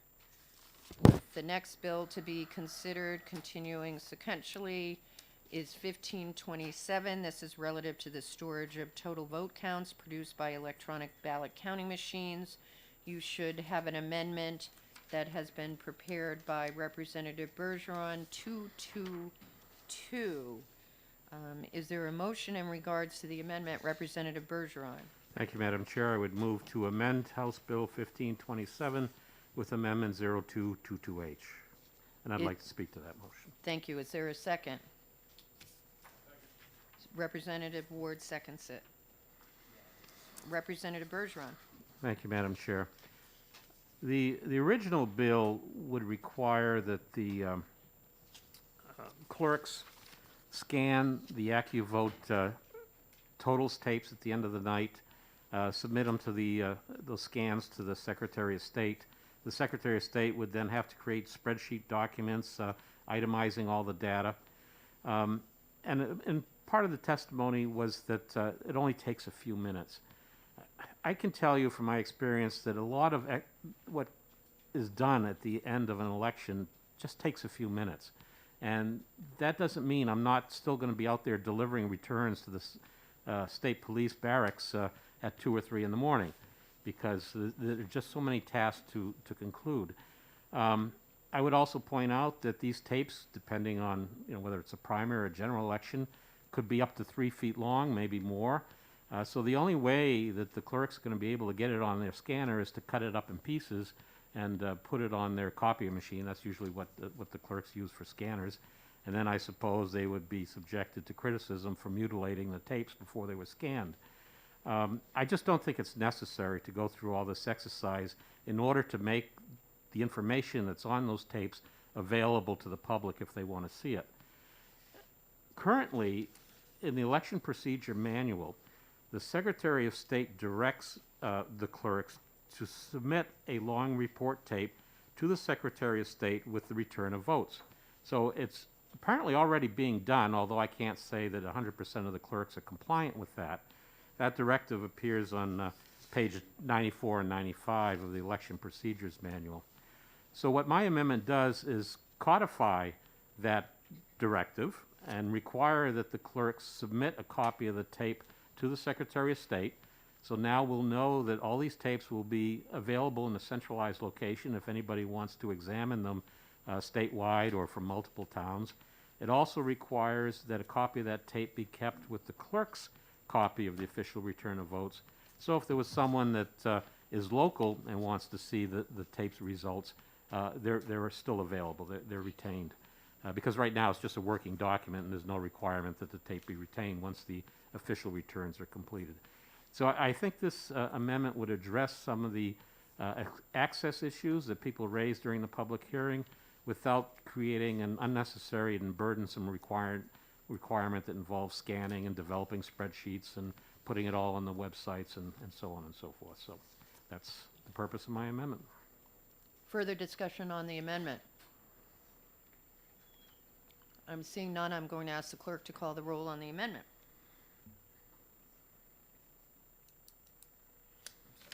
Representative McDonald. Yes. Representative Prudhomme O'Brien. Yes. Representative Sweeney. Yes. Representative Hayward. Yes. Representative Terosian. Yes. Representative Berry. Yes. Representative Groen. Yes. Representative Quayle. Yes. Clerk is yes. Representative Alexander. Yes. Representative Bergeron. Yes. Representative Chase. Yes. Representative Ward. Yes. Representative Massimilla. Yes. Representative Hamer. Yes. Representative Lane. Yes. Representative Freitas. Yes. Representative Hamblett. Yes. Representative Muirhead. Yes. Madam Chair, Yes. 20-0. The amendment has been adopted, 20-0. Is there a motion on 1527, given that Representative Bergeron? I would move to that House Bill 1527 be recommended out of committee as ought to pass with amendment, and I don't think I need to speak on that motion. Is there a second? Representative Ward seconds it. Any discussion by anyone else? Seeing none, I'm going to ask the clerk to call the roll. The motion on the floor is OTPA House Bill 1527. Representative McDonald. Yes. Representative Prudhomme O'Brien. Yes. Representative Sweeney. Yes. Representative Hayward. Yes. Representative Terosian. Yes. Representative Berry. Yes. Representative Groen. Yes. Representative Quayle. Yes. Clerk is yes. Representative Alexander. Yes. Representative Bergeron. Yes. Representative Chase. Yes. Representative Ward. Yes. Representative Massimilla. Yes. Representative Hamer. Yes. Representative Lane. Yes. Representative Freitas. Yes. Representative Hamblett. Yes. Representative Muirhead? Yes. Madam Chair, Yes. 20-0. 1527 will go to the House, recommended as amended. The vote was 20-0, so without objection, I'm going to have it placed on the consent calendar. The next bill to be addressed is 1542. This is relative to documentation required to prove a voter's eligibility to vote. This had a public hearing on January 19th. Is there a motion? Representative Hayward. Yes, thank you, Madam Chair. I move that HB 1542 should be moved in expedient to legislate. Is there a second? I'll I second that. the motion, Madam Chair. Representative Terosian seconds it. Representative Hayward, would you like to speak to your motion? Yes, thank you, Madam Chair. This HB 1542 is one of multiple bills that directly or indirectly addresses voter identification. And this bill does not function as effectively as the others. It introduces provisional ballots and requires them to be held separately. If counting later, this will delay results of the election unnecessarily. And the intent is to eliminate the voter affidavit completely and then introduces an extensive administrative requirement without a funding stream. And while policy should not generally outweigh cost, any minor benefit added is not worthwhile here. It's simply a bridge too far. Thank you. Is there any further discussion on the motion? Representative Bergeron. I'll be supporting the motion. The Secretary of State pointed out to us, has pointed out to us multiple times that provisional balloting is unconstitutional under the New Hampshire Constitution, and further that if we go down that route, we're probably opening up ourselves to having to comply with the federal motor voter acts, and so I'll be supporting the motion of ITL. Further discussion on the motion? Seeing none, I'm going to ask the clerk to call the roll. Representative McDonald? Yes. Representative Prudhomme O'Brien? Yes. Representative Sweeney? Yes. Representative Hayward? Yes. Representative Alexander? Yes. Representative Terosian? Yes. Representative Berry? Yes. Representative Groen? Yes. Representative Quayle? Yes. Clerk is yes. Representative Bergeron? Yes. Representative Chase? Yes. Representative Ward? Yes. Representative Massimilla? Yes. Representative Hamer? Yes. Representative Lane? Yes. Representative Freitas? Yes. Representative Hamblett? Yes. Representative Muirhead? Madam Chair, Yes. 20-0. 1542 will be recommended to the House as an expedient to legislate with a vote of 20-0. Without objection, it will go on consent. The next bill to be addressed is 1543, relative to the voter registration process. This bill modifies the voter registration process as to forms and also establishes a provisional ballot system. There was an amendment presented while we were in public hearing, which was the correction of a typo on line 34. The public hearing was on February 10th. Is there a motion on 1543? Representative Sweeney. Madam Chair, I move inexpedient to legislate on 1543. Is there a second? Representative Hayward. Yes, Madam Chair, I second that.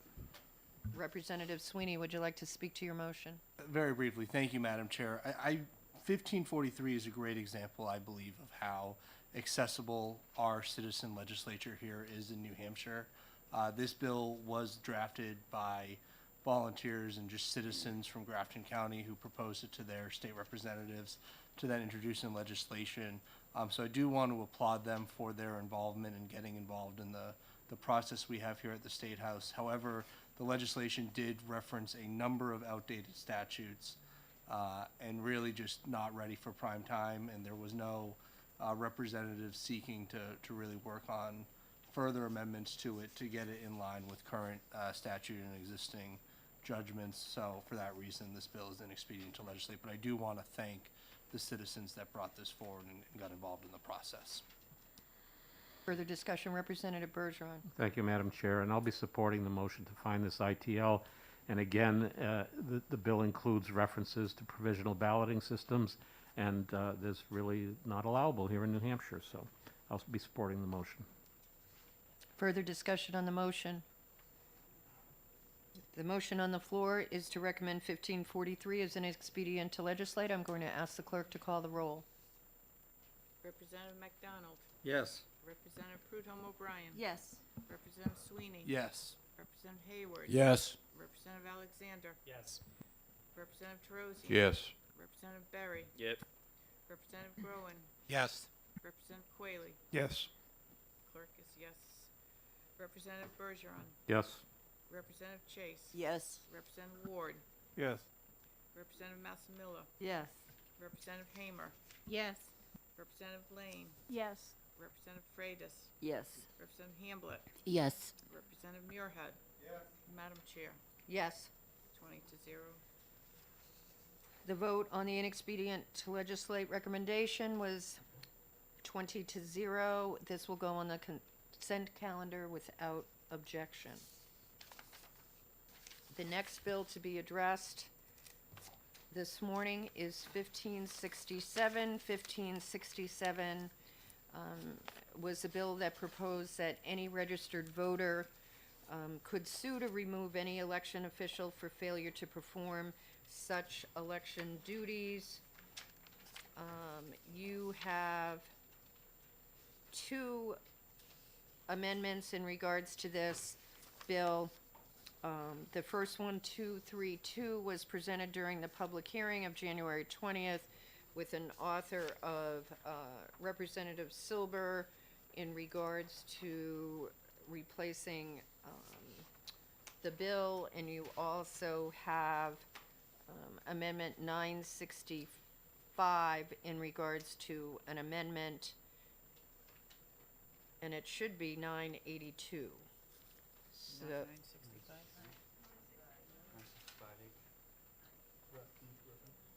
no. No, this is not, this is not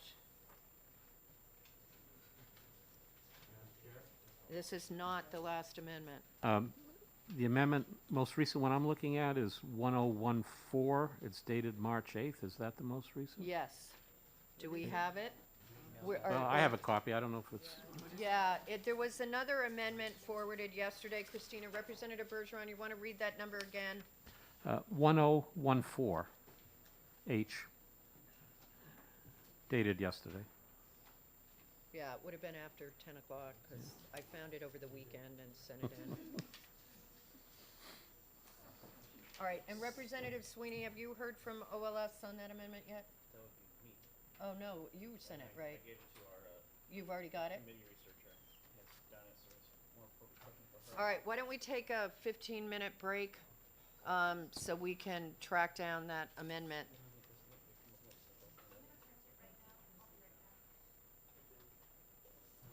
Have you got it, Christina? Okay. All right, 11 o'clock. We're back at 11. So, Just mine. so will we be voting on Silver? No, just like we didn't vote on a couple of others. We're not gonna vote, at least I'm not gonna move Silver's. I'm gonna move mine. But the one we have is not right. Because like we had this other one, 525.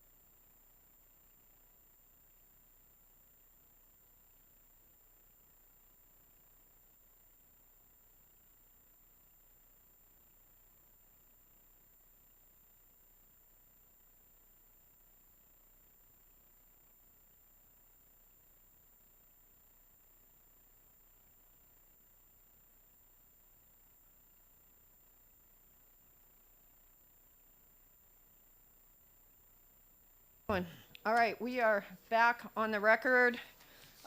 This is the House Election Law Committee. It is still March 9th, and we are on HB 1567. We took a break to get the right amendment.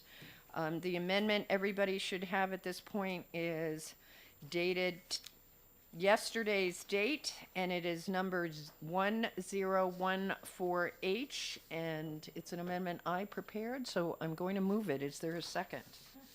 I second the motion, Madam Chair. All right. The motion, the amendment that's on the floor, I'm going to speak to 1567, which we heard on January 20th, was a provision for the recall of an election official. And there was an amendment prepared by Representative Silber for the bill.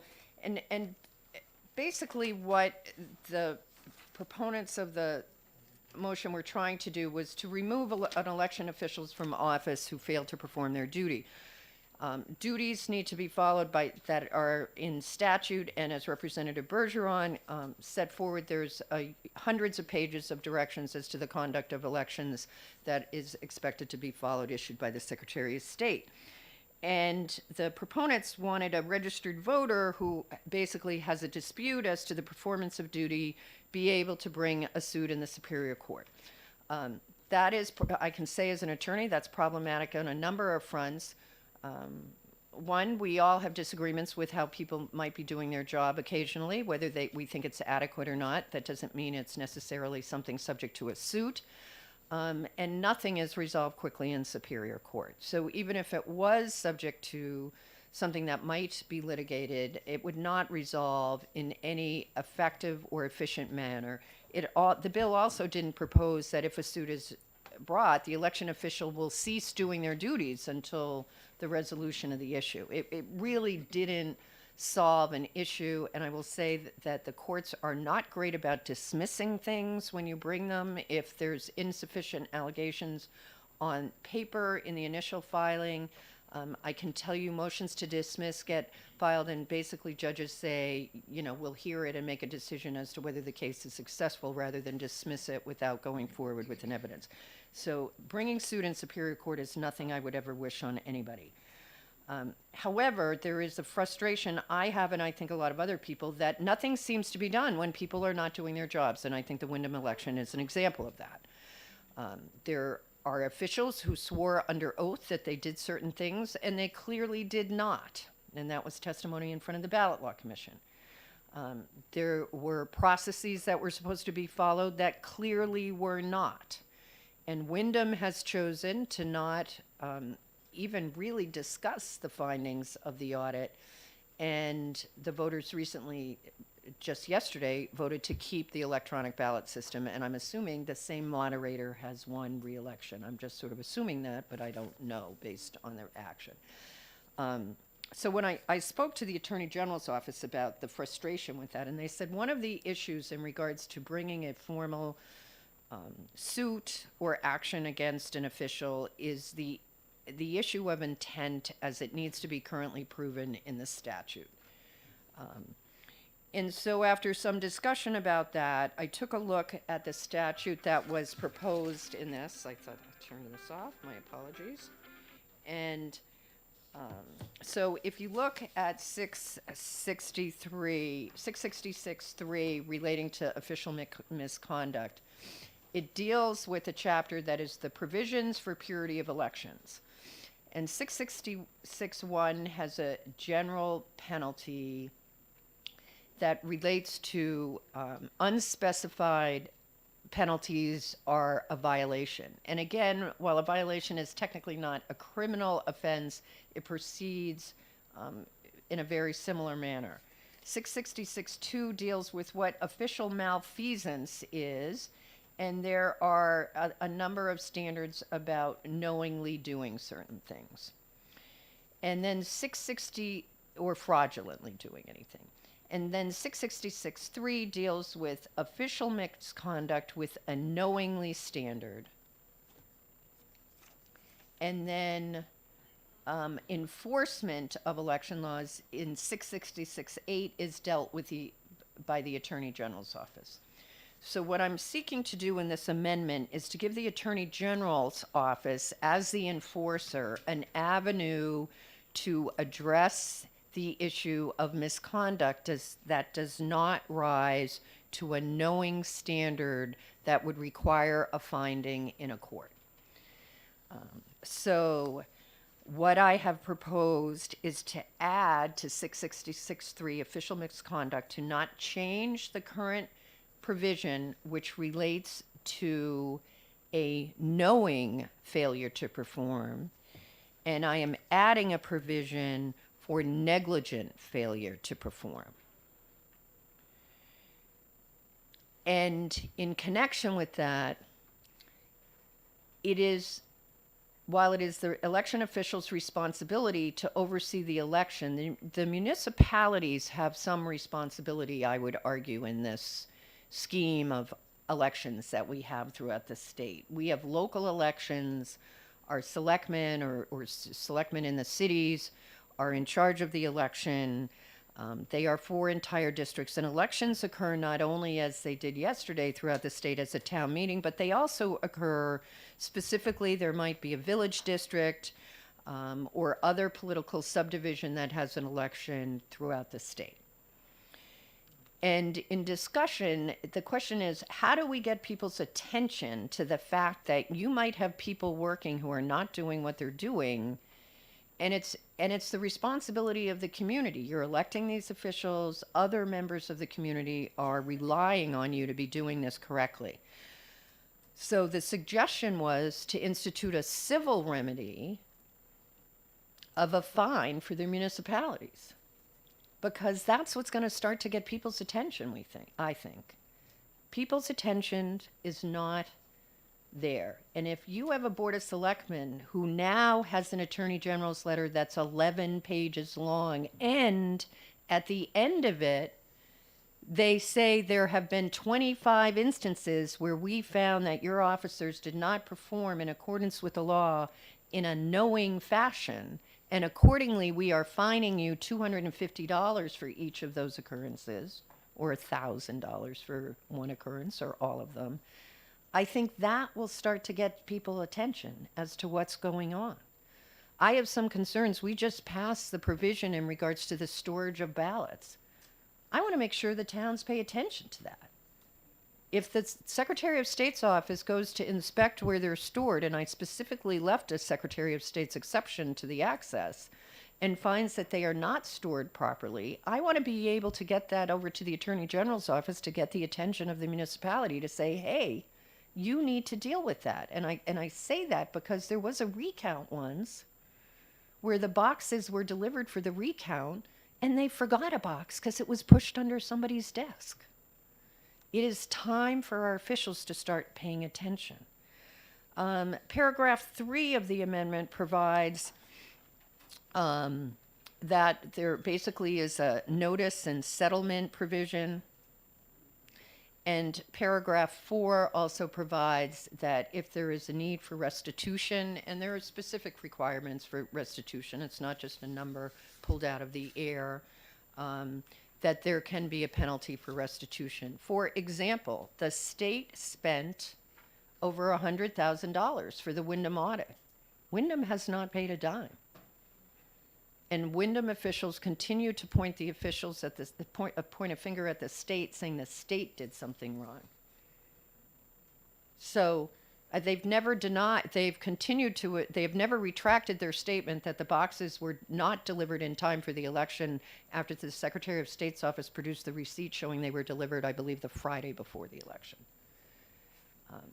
So this was my effort to try and put something in statute that will allow the Attorney General, as the person who is responsible for the ultimate enforcement of our election laws, to be able to have discussions with municipalities that actually result in a penalty that may cause them to take a little more control and interest of what the procedures are. So I apologize for being long-winded, but that is why this amendment was done. I think it does go to the intent of the original bill, which is trying to deal with election the conduct of elections where things might not be going as they should be.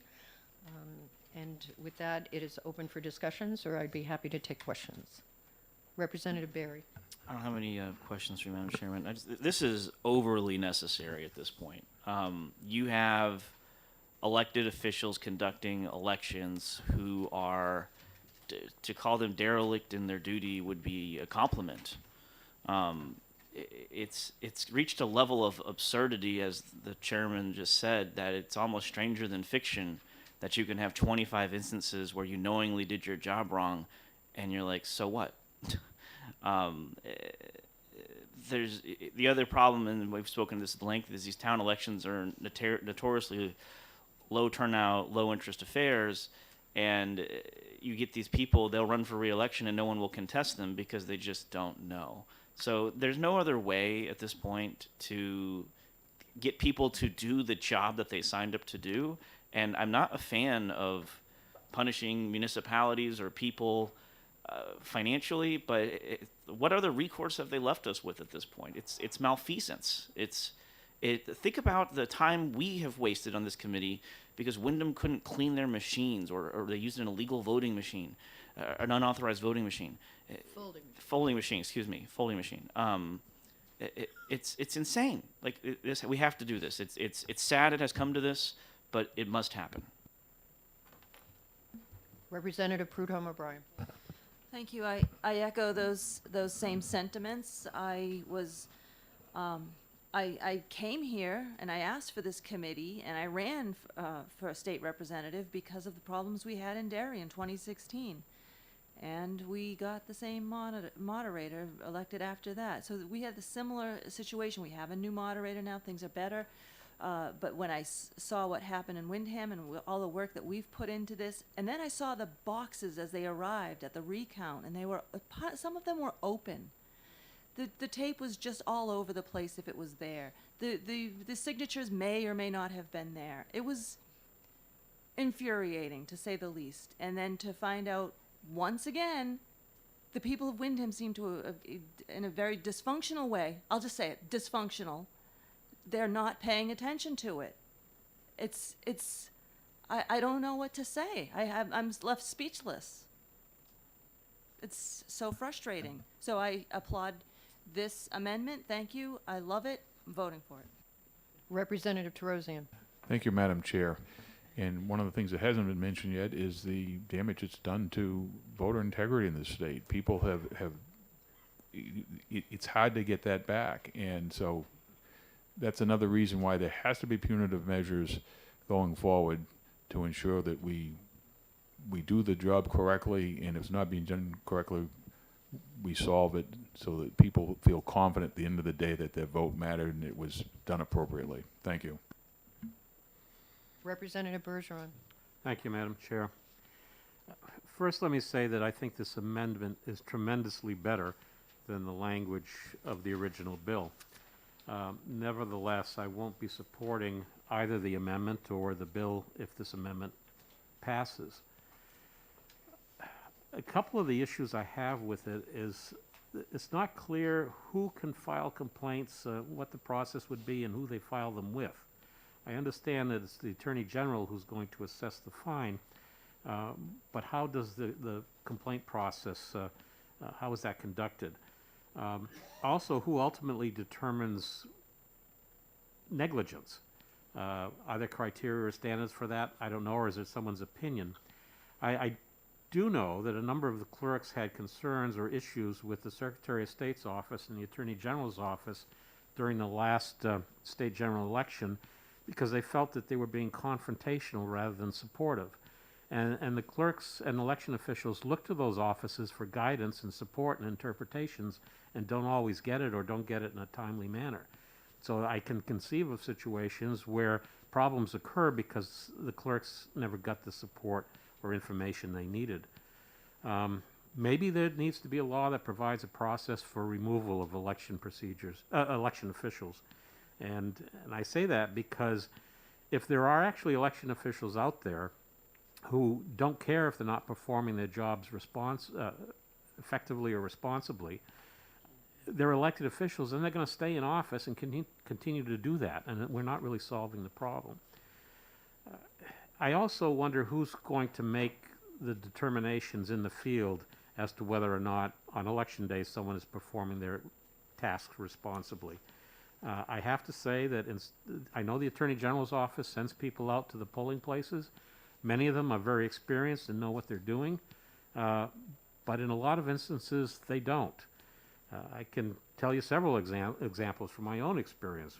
There is a checklist, for example, that the AG's office uses to determine if the polling place is set up right. And one of my wards was faulted for not having a flag outside of the polling place. The polling place was in a school, and there was a flag and a flagpole right at the entrance. So I don't know how we could have been faulted for not having a flag outside of the building. In another instance, we had long lines during a presidential election, and the AG's representative told the moderator to print out a second checklist and set up another set of tables so they could be operating the same books in two locations. Clearly, the individual didn't understand what the laws were. Or even worse, we had a situation when the AG's office appointed a state rep to serve as his representative in her own ward, in which she had just lost the race for moderator. And she spent the entire day harassing the moderator who had beat her in the previous election. And when I called the AG's office to get her out of there, nothing happened. So, these are all kinds of frustrations from the other side of the table, if you will. Sometimes the clerks and the election officials don't get the help that they need, or they feel that they're being picked on by the AG's office. Will this help bring to light some issues? Perhaps. I don't know. But I don't think it's going to solve the problem that we have with election officials who continue to get elected to office and don't care whether or not they fulfill their responsibilities properly. So unfortunately, I'll be voting against the amendment and then the bill as amended. Thank you. Thank you. Further discussion on the amendment. Representative Lane. I'm trying to read the new Roman numeral number 2, that paragraph. And it reads to me like the public officer causes the county, city, town. So the officer who is negligently failed is supposed to cause the city, county, and whatever to impose the fee? I'm just not quite sure. I think I know. I think that, this, I suppose, is one of the worst practices of lawyers and legislators. You start with what's already on paper, so read paragraph 1. Mm-hmm. Right. Right, so we're starting with a paragraph that I suppose one could argue is not entirely clear. And then change the legal standard with, and then add in regards to the fact that it is a civil penalty, given that this is an exception to the overall statute, which provides that the minimum level of offense is a violation. I don't view this as any different than what we currently do. Section 1, lines 10 through 12 is currently in statute. Right. And I am not aware of any action formally taken by the Secretary of State or Attorney General's office in regards to what occurs on Election Day. I'm familiar with the checklist. I know that the checklist comes back, but the communities are given an opportunity to respond, and then it goes through a further process. To get to the point where the Secretary of State is, the Attorney General's office, who's investigating after the Secretary of State, is actually generating a letter after doing what I think they refer to more as a process audit. When questions are raised, they go through a process audit with communities, and they do it every election with multiple communities. We just don't hear about it. I view this as being the action after that, because that's exactly how the statute works now. Nobody is in the polling places assessing fines or making findings. As to Representative Bergeron's comment about the support, I think that goes to an underlying issue that the legislature needs to start addressing, which is whether the Secretary of State's office is funded appropriately and whether we need to be doing something differently in regards to the resources they have to support our elections. And I think maybe that goes with the Attorney General's office and the Secretary of State's office. So So in Roman numeral 2, I don't disagree, but in Roman numeral 2, is it then the Attorney General who makes the decision, or? Yes, because as it is now, it is the Attorney General who is Right. responsible for enforcement, so would be making the decision. So if I'm reading this right, the public officer by their actions basically will subject if the AG thinks it's negligence, will subject the county and city, The community that, yeah, right, not the individual. right, or where the conduct occurred, to be subject to a civil penalty. Okay, so. Not required, will cause Right, it. okay. Thank you. Further discussion on the amendment? Seeing none, I'm going to ask the clerk to call the roll. Representative McDonald. Yes. Representative Prudhomme O'Brien. Yes. Representative Sweeney. Yes. Representative Hayward. Yes. Representative Terosian. Yes. Representative Berry. Yes. Representative Groen. Yes. Representative Quayle. Yes. Clerk is yes. Representative Alexander. Yes. Representative Bergeron. No. Representative Chase. Yes.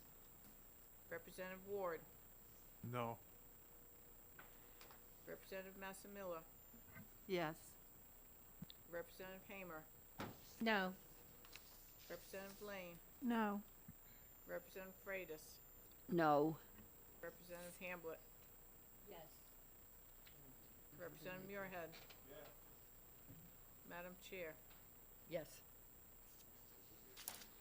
15 to 5. The amendment carries 15 to 5. At this time, I'd like to move 1567 OTP as amended. Is there a second? I second the motion, Madam Chair. Representative Terosian seconds it. Is there further discussion on the motion on the floor, which is the bill as amended? Seeing none, I'm going to ask the clerk to call the roll. Representative McDonald. Yes. Representative Prudhomme O'Brien. Yes. Representative Sweeney. Yes. Representative Hayward. Yes. Representative Alexander. Yes. Representative Terosian. Yes. Representative Berry. Yes. Representative Groen. Yes. Representative Quayle. Yes. Clerk is yes. Representative Bergeron. No. Representative Chase. No. Representative Ward. No. Representative Massimilla. No. Representative Hamer. No. Representative Lane. No. Representative Freitas. No. Representative Hamblett. Yes. Representative Muirhead. No. Madam Chair. Yes. Okay, so 12 to 8. 1567 will be recommended as OTPA with a vote of 12 to 8. The last bill the committee has before it today is 1467. We will go back to that. You should have an amendment, 1045. 1467 was requiring partial audits of additional offices on ballots involved in recounts. There was a public hearing on February 2nd. We spoke earlier about amendment number 957. You now have amendment 1045. Representative Groen. I move ought to pass on amendment 1045, the changes from amendment All 957. right, is there a second? I second the motion, Madam Sorry, Chair. Madam Chair. Go ahead, Representative Groen. Thank you, Representative Thank you, Madam Terosian. Chair. So on lines 3, 7, and 13, audit is changed to recount, or in the case of line 13, audited to recounted. That's the only change from 957. All right, so that was the issue we brought up after you discussed it and referred to it as a recount with the audit word still in it. Representative Bergeron. Thank you, Madam Chair. And with this change, I'll be supporting the amendment, and then I'll be supporting the bill as amended. And I appreciate the committee for taking the time to get the language corrected here on our side of the the chamber, rather than let it go to the Senate with conflicting language and hope that they're going to fix it. So I appreciate the time that was taken to do this and has my support. All right, any further discussion on the amendment? It's on the floor. It is Amendment 1085. And I thank Representative Bergeron for bringing this to our attention. All right, Representative Wells, if you can call the roll. Representative McDonald, Yes. Representative Prudhomme O'Brien, Yes. Representative Sweeney, Yes. Representative Hayward, Yes. Representative Alexander, Yes. Representative Terosian, Yes. Representative Berry, Yes. Representative Groen, Yes. Representative Quayle, Yes. clerk is yes. Representative Bergeron, Yes. Representative Chase, Yes. Representative Ward, Yes. Representative Massimilla, Yes. Representative Hamer, Yes. Representative Lane, Yes. Representative Freitas, Yes. Representative Hamlet, Yes. Representative Muirhead. Madam Chair, Yes. 20-0. The amendment 1045 passes. Is there a motion on the underlying bill? Representative Groen. Yes, Madam Chair, I move ought to pass with amendment on HB 1467, and I do not need to speak to the motion. Is there a I second? second the motion, Madam Chair. Representative Terosian seconds it. Further discussion from anybody on the committee? Seeing none, I'm going to ask the clerk to call the roll. Representative McDonald, Yes. Representative Prudhomme O'Brien, Yes. Representative Sweeney, Yes. Representative Hayward, Yes. Representative Terosian, Yes. Representative Berry, Yes. Representative Groen, Yes. Representative Quayle, Yes. clerk is yes. Representative Alexander, Yes. Representative Bergeron, Yes. Representative Chase, Yes. Representative Ward, Yes. Representative Hamer, Yes. Representative Lane, Yes. Representative Freitas, Yes. Representative Hamlet, Yes. Representative Muirhead. Madam Chair, Yes. did, I didn't do you? I'm sorry, Representative Massimilla. Yes. I thought I had you checked, okay. 20-0. All Sorry. right, 1467 has been voted OTP as amended. The vote was 20-0 without objection. That will go on the consent calendar. I want to remind everybody that reports need to be done before you leave. Don't pack up too quickly, everybody. We have one more thing to take care of. So you are aware of Representative Quayle. I have put in charge of receiving committee reports. So there you go. And I've given him free rein to edit. Ha ha. So I will be looking at them, but get them all to him before you leave. But before we conclude today, we've had a great group of people here on the last day. And Representative Groen, would you like to make an introduction for us? Yes, I'd like to represent my grandson, John Mark. So John, what's John's last name?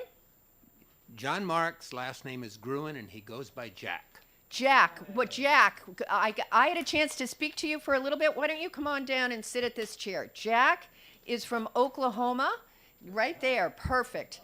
And he came down with his grandfather this morning, Representative Muirhead. You might appreciate this. He was apparently subjected to a 45-minute discussion in the car on the way down here on how the legislature works.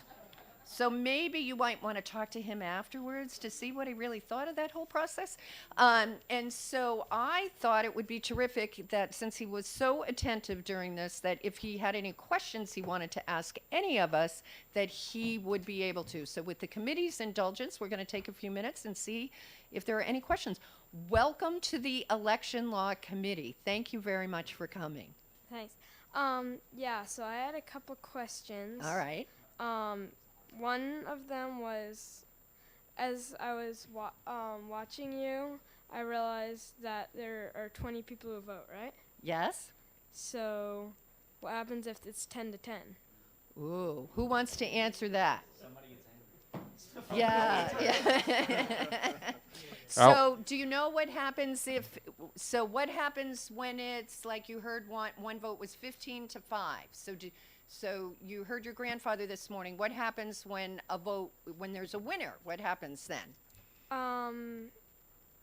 Then if it's a yes, then it goes to the Senate. If it's a no, wait, both they go to the Senate. If it's Right, so if there's a winner, then everybody outside of this room gets to vote on it, and it goes to the Senate, right? Because we are so smart when we recommend something, everybody goes along with it, right?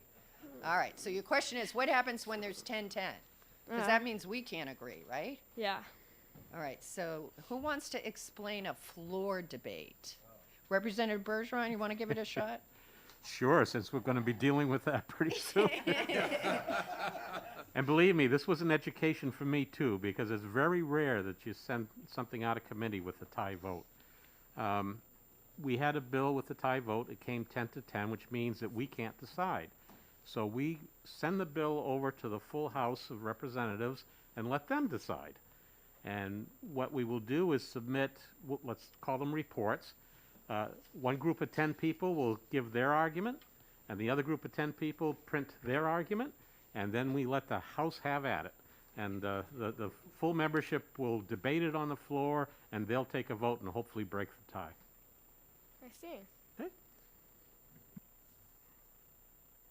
And what other questions did you have? So another one is, what other kinds of things do you discuss? It sounded like this was mostly about voting. Is that just like in a particular season or something? That is sort of our life. Oh, really? That's what we talk about here, elections and voting. If you're here on a day when there are other meetings going on, you might find a room where all they talk about is transportation and pavement and cars. And you might find another room where what they talk about is fishing or hunting squirrels.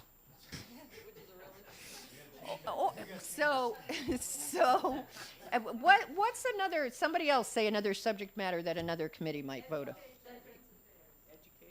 Children, family law. Schools, right? We have a committee that talks about education in schools and energy and laws. Dollars. Right? And money. Money. The committee, you have your grandfather show you the room where they talk about money, because you won't be surprised to learn they get a bigger, better room. Because they're talking about money. All right, yeah. You have any other questions? Representative Freitas, what did you want to say? Having been a school teacher, I like to explain things, and this one I explained to a lot of people that there are 400 representatives in the chamber, and there are 20 committees. So if you do the math, there are 20 committees with 20 people on each committee, and then they get together in the representatives' chamber where they vote. But it's 400 people. And I'm sure your grandfather will take you over to see the chamber after this. All right, so what other questions did you have? Does the Senate, if like they kind of are tied up, do they ever come back, or like if it was unclear, do they ever come back and ask your opinion or advice? I think this might be our this is our opening to talk about the Senate, everybody. I think this is it. Clerk Smith be darned. Well, your grandfather could probably talk about that because he used to be a senator. But, you know, we have this really sort of funny rule where we're not supposed to talk about the Senate. It's sort of like Voldemort. You don't speak their name. We don't talk about the Senate because they're like, there's only 24 of them. And they just really think a lot different. We haven't really figured it out. But there is something at the end of the term when we pass something like we talked about and they have a bill that they talked about, where if we disagree, we have something, what do we call that, Representative Groen? The Committee of... And that's when we get to meet with the Senate. And do you know what they call, that's like a month, it's like 2 weeks when that happens. Do you know what the people who work here call those 2 weeks? What? Crazy time. Yeah, it's the crazy season, they say, when committees of conference happen and the Senate is talking to the House. Mm-hmm. Do you have any? Another one I had was how often and in what quantity do people get replaced?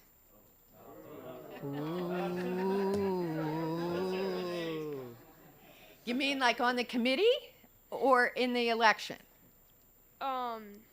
Like people here, like is it like every time there's new people, it's like a whole new group, or is it like Oh, I see this what you're person asking. gets replaced and that person gets No, replaced, or is it, we have 20 people who are specifically assigned to this committee, whether they wanted it or not. They have to come. But sometimes they can't come. Representative Chase, maybe you can explain to us, because Representative Chase, I know from another committee, judiciary, but she's actually new to election law today. So maybe she can explain how she ended up having to come into election law today. I can do that. Yes, as Representative Griffin said, or Chair Griffin, I should say now, I do come from another committee. So when somebody on a committee cannot attend and they're absent, we do have substitutes. So what you do is you let your leaders know that you're willing to sub, which I did. And then they'll say, okay, you can sub for this person who's going to be missing, but it doesn't mean that's okay that I can just come in and sit down. It has to be approved by the Speaker of the House to say, yes, I approve that you can sit in for so-and-so, and that's what I do. So I'm here today to do my duty to help to vote, because it's very, very important on our executive committee days when we're voting on things to pass them to the next level, that we have the full house or the full 20 people here. So that's what I'm doing. I'm a sub today. So, and another thing is when people come in, when they're new, are they like already, do they know how to do this, or do you have to kind of teach them? Ooh. Ooh.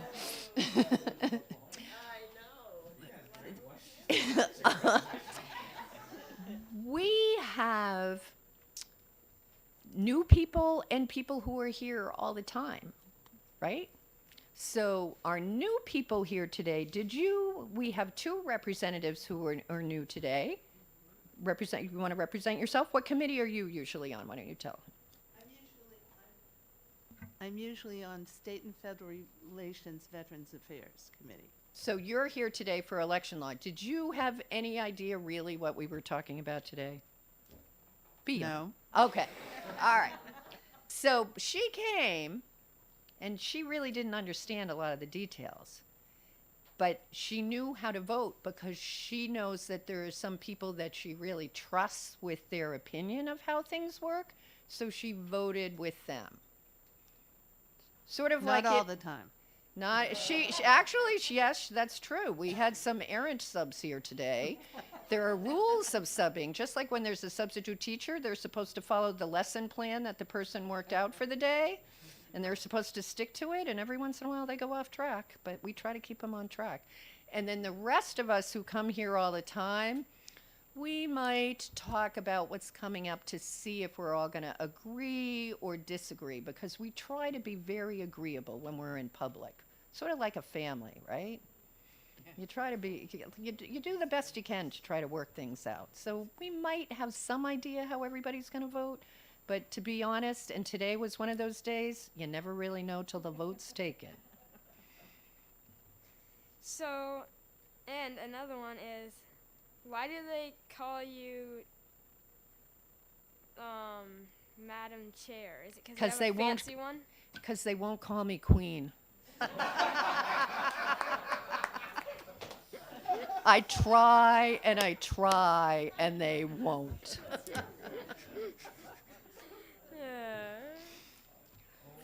They call me chair because somebody has to be in charge of how things go, right? It just makes things easier if somebody's sort of, and they call me madam because this is part of parliamentary procedure, and you address people respectfully by title. So, for example, we have a clerk, and you would already refer to them as clerk, and because it used to be chairman, though now we tend to just say chair, they say Madam Chair.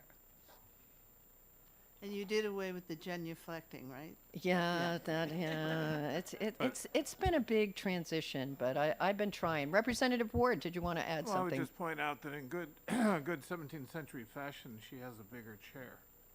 Yeah, that's Yeah, what I was see? asking. I was actually gonna maybe say, is it because you have a big chair? Because you get a fancy headrest. So. Exactly. And the title comes from the object. The curator, that's important. Yeah, there are some people here in this room who know a lot about the history and how things worked. So then another thing which my grandpa wanted me to say is Oh. how many grandchildren he has. Oh. Thank you, Mr. Gruen, for that question. You are one of 23 of my grandchildren. Which And- means I'm not very important. I think you are certainly must be the smartest one of all those 23 grandchildren. So, Madam Chair, could I have a follow-up question, please? Sure. Mr. Gruen, after watching and observing today, might you have any interest in running for political office someday? Well, it's kind of early to ask. But it does seem pretty neat, and it was actually much different than I thought it would be. I kind of thought it would be like everyone like signs on papers and like one thing takes like a whole day. But you would go through one thing in like 5 minutes. Yeah. Sometimes. It was just a little interesting because I think they would take longer and you'd all have to sign off and make sure everything was right. But Well, there's a lot of work that needs to be done now, so there will be people running around with papers to sign off so it can all go in the report for the 400 people to vote on. But you're right, we as a group try to get through things as well as we can and as quickly as we can. Anything else? Well, I want to thank you very much for coming. Those were terrific questions. We are very excited that you came today.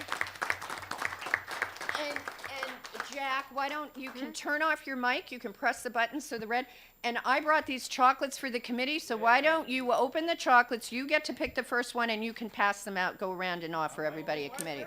All right. So, thank you, everybody. We will see you tomorrow in session. Committee reports, please get them in.